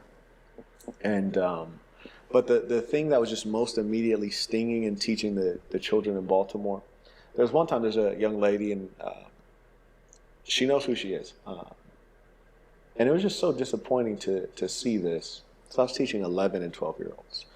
And her phone rang during class, and the policy was take the phone if it rings. And so I come up to her and I say, give me the phone. And then she hands me the phone. It's like a flip phone, but you know how they'll have like a screen on the outside of the flip phone? It'd be like an image, like if you assign like a picture to someone or something like that. So I take the phone, and it's still ringing. And so I look at the screen, and there's a picture. I'm like, what is that? It's like a thumb or something? Turn it sideways. And it's an erect penis. This 11, 12-year-old girl's an erect penis. And this girl had two parents, mind you. This is like the one girl that had two parents, right? And I was like, whoa, that's crazy. And it looked like a grown man penis. Like, I wouldn't know. I don't watch adult content. But I was like, this looks like it's probably like a grown man. And if they're calling you during school hours, like presumably, maybe they are. And it's like, more importantly, why would you put this as the profile photo? Like, do your parents not get your phone? Like, how are you this brazen? And like, what kind of pervert are you? Like, how did you lose your virginity? You're having intercourse at a level that you have a grown man's phallus on your phone. And I looked at it, and then I looked at her, and then she just put her head down because she knew I had seen what was, because I turned the phone sideways. Like, what is that? And she like put her head down, and I just put it in my pocket. And then at the end of class, I just handed her phone back. I didn't say anything to her. She just looked at me and looked down, just walked out. And I feel like at a normal school, and people are like, what you mean a normal school? Nigga, I mean a normal school where people care, where kids have parents, where things matter, where the grades matter, where all of that matters. Like at a normal school, instead of a damn war zone, I'd have probably like brought it up to her parents. I don't know. Just take your phone. Just turn it off next time you What's come to going class. on, Robin? Salute. And I was just like, man. Doing a there's so reaction much stuff video. to work on here. Like as a businessman, my employees come to me like, hey, what should I focus on right now? Or like if we're in crunch time, I say, hey, focus on what makes $1. Yeah, what's going to make money? What you gonna say if they come back with an ounce? Business. Okay, I in my thought you said corporate that. situations where people say, hey man, I'm doing this. I know it ain't right, but I'm trying to transition out. I say, well, you reach out to the right person because your pastor or your that sell that as carefully as you possibly can. And Sean, nobody ever told me I was special. talk about it. You know what I'm saying? Yeah. Put a gang of tears in my mama's eyes, but she died before depressed. God said he prepared a place for me. And when he do that, I'm gonna be free. Yeah. Bars. Yeah. So, yeah, I get it, man. I absolutely get it. Man, but you have been moving the needle, man, for a minute on social media. Like, what is your goal though? Like, I know that you jump on and you help people with.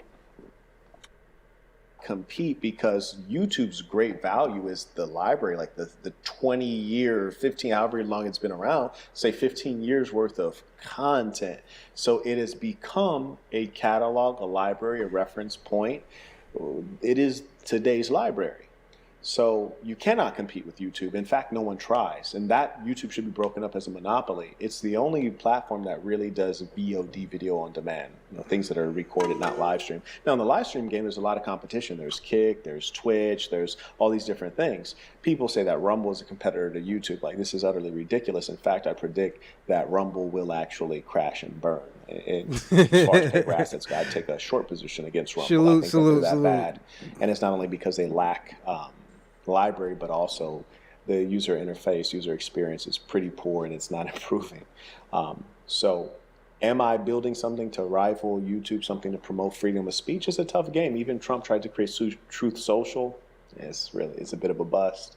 So I try to stay out of software generally. I do have one software idea that I've worked on a little bit that I think will be highly profitable.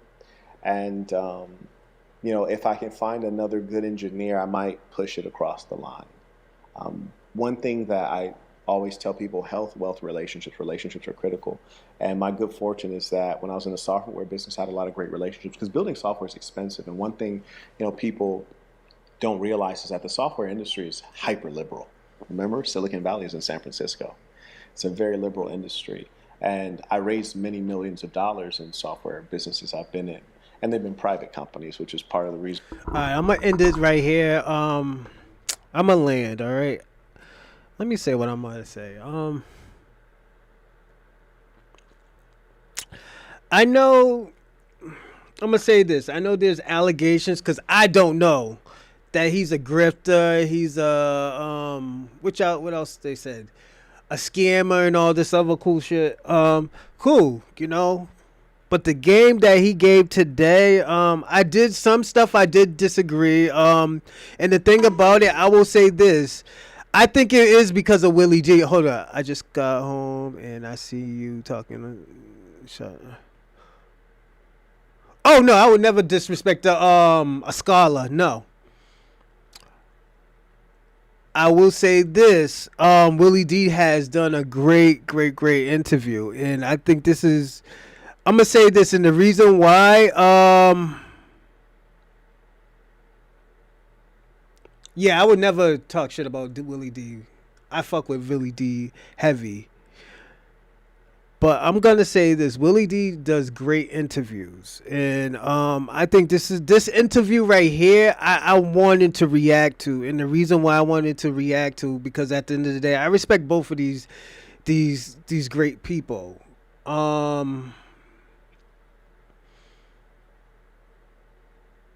Hold on a second. Not you, the Irish. Oh, yeah. That's St. Michael's, yeah. St. Michael's always talk shit. I feel like this. I don't know if he's a scammer. I don't know if he's a grifter. There's certain things, like I will always say, there's certain things I will disagree with. But at the end of the day, I know I can convulse for some of this stuff because I have went down that road. I have worked with these type of people. I did hang around these type of elements. And what he's saying about these adolescents, because he was talking about adolescents, and you know how I usually talk about, I used to work for adolescents and stuff like that, and this is the crazy shit that I see. The Irish were slaves. They were indigent servants. So salute to Robin. Salute Robin. But yeah, the shit I have seen, the shit I have saw, like, it can fuck a person up if you're not mentally strong. Me, I am mentally strong because I took off the time when I need to take off the time. As a teacher, you can't take off time when you're burnt out. And at the end of the day, most of these teachers that were burnt out, they take it out on the students. And as he said, they bring in these young teachers where they can pay less. So he was pimping me to game where I didn't know what was happening when I was in school. While we did see these teachers once for only 1 or 2 years. And working for adolescents, I understand the dilemma of everything. You feel like nobody cares for you. You feel like you're all on your own. You feel like you have to do anything to get ahead. It's a fucked up situation. When your boss can fuck your woman and daughter, this, yeah. So it's a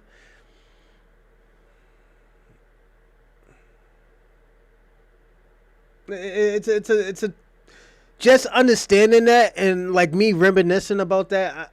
Honestly, I wish I could have done more. I wish I could have had the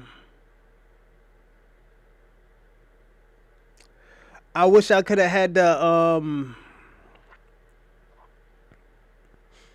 more strength to last in there. Because I honestly, I feel like I do want to go back. I always wanted to go back and help the adolescents. This is why I say, like, yo, my business plan is crazy. You know, you make more money helping people properly, the right way. You know, that's why, if you ever notice, this is why when you look at Black Americans and why they're so successful, it's not just because of media. You look at the beyond media, beyond sports.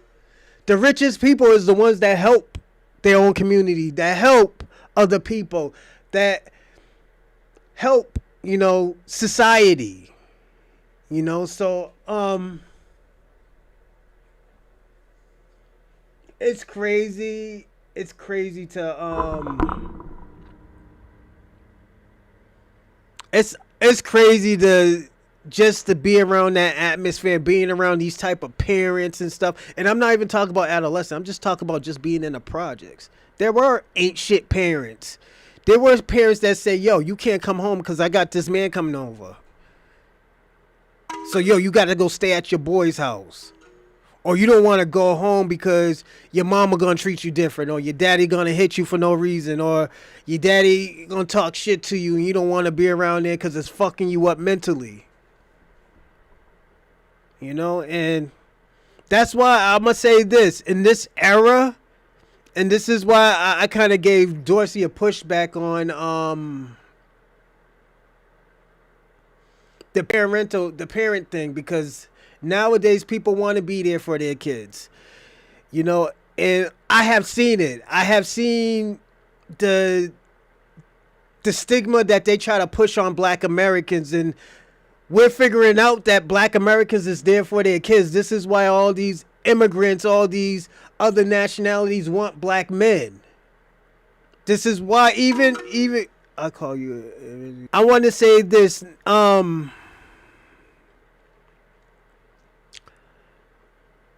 want 2026 is coming. 2027 is coming. I'm thinking about doing a New Year's show.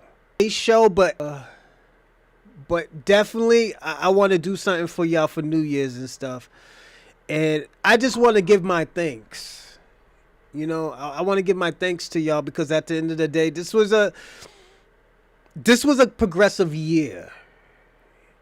You know, and the thing about it too, for the New Year's Day, I want y'all to jump on the line and talk.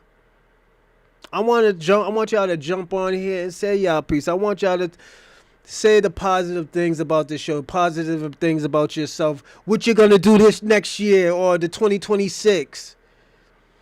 What is your goals? What are you pushing to? You know, because, yo, as I told y'all last year, I was like, yo, this is going to be foundational Black Americans 2026.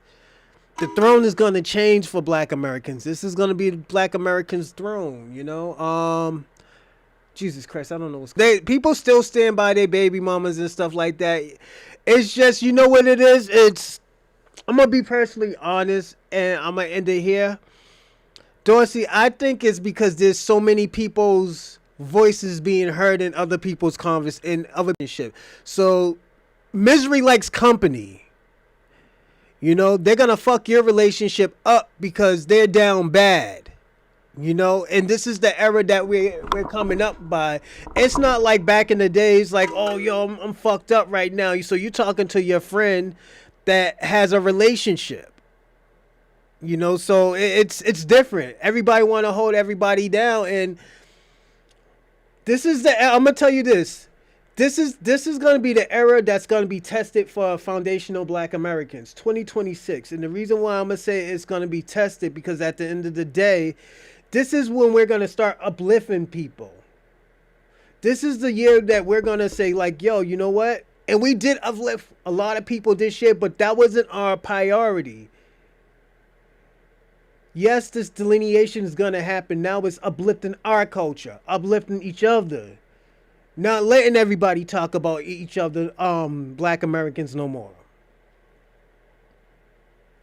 Professor Small found out What happens when he does that? Dr. Umar found out what happened when he does that. Now people are trying to profit off of it. The white supremacists found out. Myron Gaines found out. Myron Gaines haven't been the same since Tariq Nasheed. He couldn't be. And the thing about it, this is the sad part about it. When Myron Gaines was talking about women and all this other shit, he got his blueprint from the old school Tariq Nasheed called King Flex.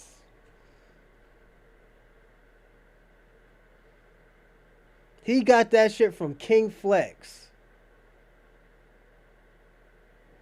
So I'm going to say this, everybody. Thank y'all for coming on this show.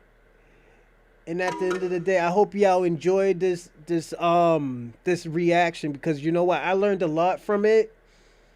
And I hope y'all learned a lot from it too, because I didn't know. I like I said, I fuck with his content, but at the end of the day, I knew he was a teacher, but I didn't know he was seeing the shit that was going on in Baltimore, because at the end of the day, you wouldn't think he would talk like this if he knew what's going on. But now I know why he talked like that. He has to be hard on people because he has to be hard on us. I can't address those comments. Save me. Sorry. They are hateful. I don't know what's going on. But at the end of the day, he is right. This is we're at war. We're having a cultural war right now. This is a cultural war that's going on. They're trying to erase our culture. They're trying to erase our lineage, our history. Everything that our ancestors has done, everything that our ancestors, our forefathers have fought for, physically, socially, spiritually, mentally. They're trying to erase that out of history. And I just want y'all to see that this is happening. This is actually going on. Like, I'm being honest. What is the coincidence of Pan-Africans having a problem with Black Americans delineated? Instead of saying like, well, you know what? This is their choice. Now they calling us a cult. That sounds like some COINTELPRO shit. That sounds like some CIA shit. Don't forget. I want y'all to understand. Don't forget. One of the most peaceful leaders that we know is Martin Luther King, and they used to call this nigga a domestic terrorist. The person who went against Martin Luther King in church was named Jeff Sessions. Martin Luther King, Mr. I Have a Dream, was considered a domestic terrorist. Now all of a sudden a person's lineage is a cult. I just want y'all to think about that and how these people are talking. You know, and I want to start giving my thanks. Shout out to Robin. Salute, Robin. I know you came on late. Salute. Shout out to Dorsey. Shout out to E. Will. Shout out to FBA Convo. Kwame. Breeze Omega. Salute. Breeze Omega probably got a show later on today. Definitely catch him out. Catch him live. Let's get it 004. Salute. Claus Van Dam, Ray FBA, salute. Salute Claus Van Dam. Shout out to St. Michael's, Be Active, Jay Sanders. I haven't seen you in a while, Jay Sanders. Salute to you. American Dream Guy, salute. Monster McFly, salute. It's always nice seeing you. EL, I haven't seen you in a long while. How's Louisiana? And shout out to Ohio. And I know there's other people. I just don't know how to get all of y'all. But salute to everybody I did not name. Everybody, thanks for the Cash App. Thanks for everybody who subscribed. I appreciate everything. And I will see you tomorrow. I might do a Chocolate Man podcast. So I'll keep y'all up on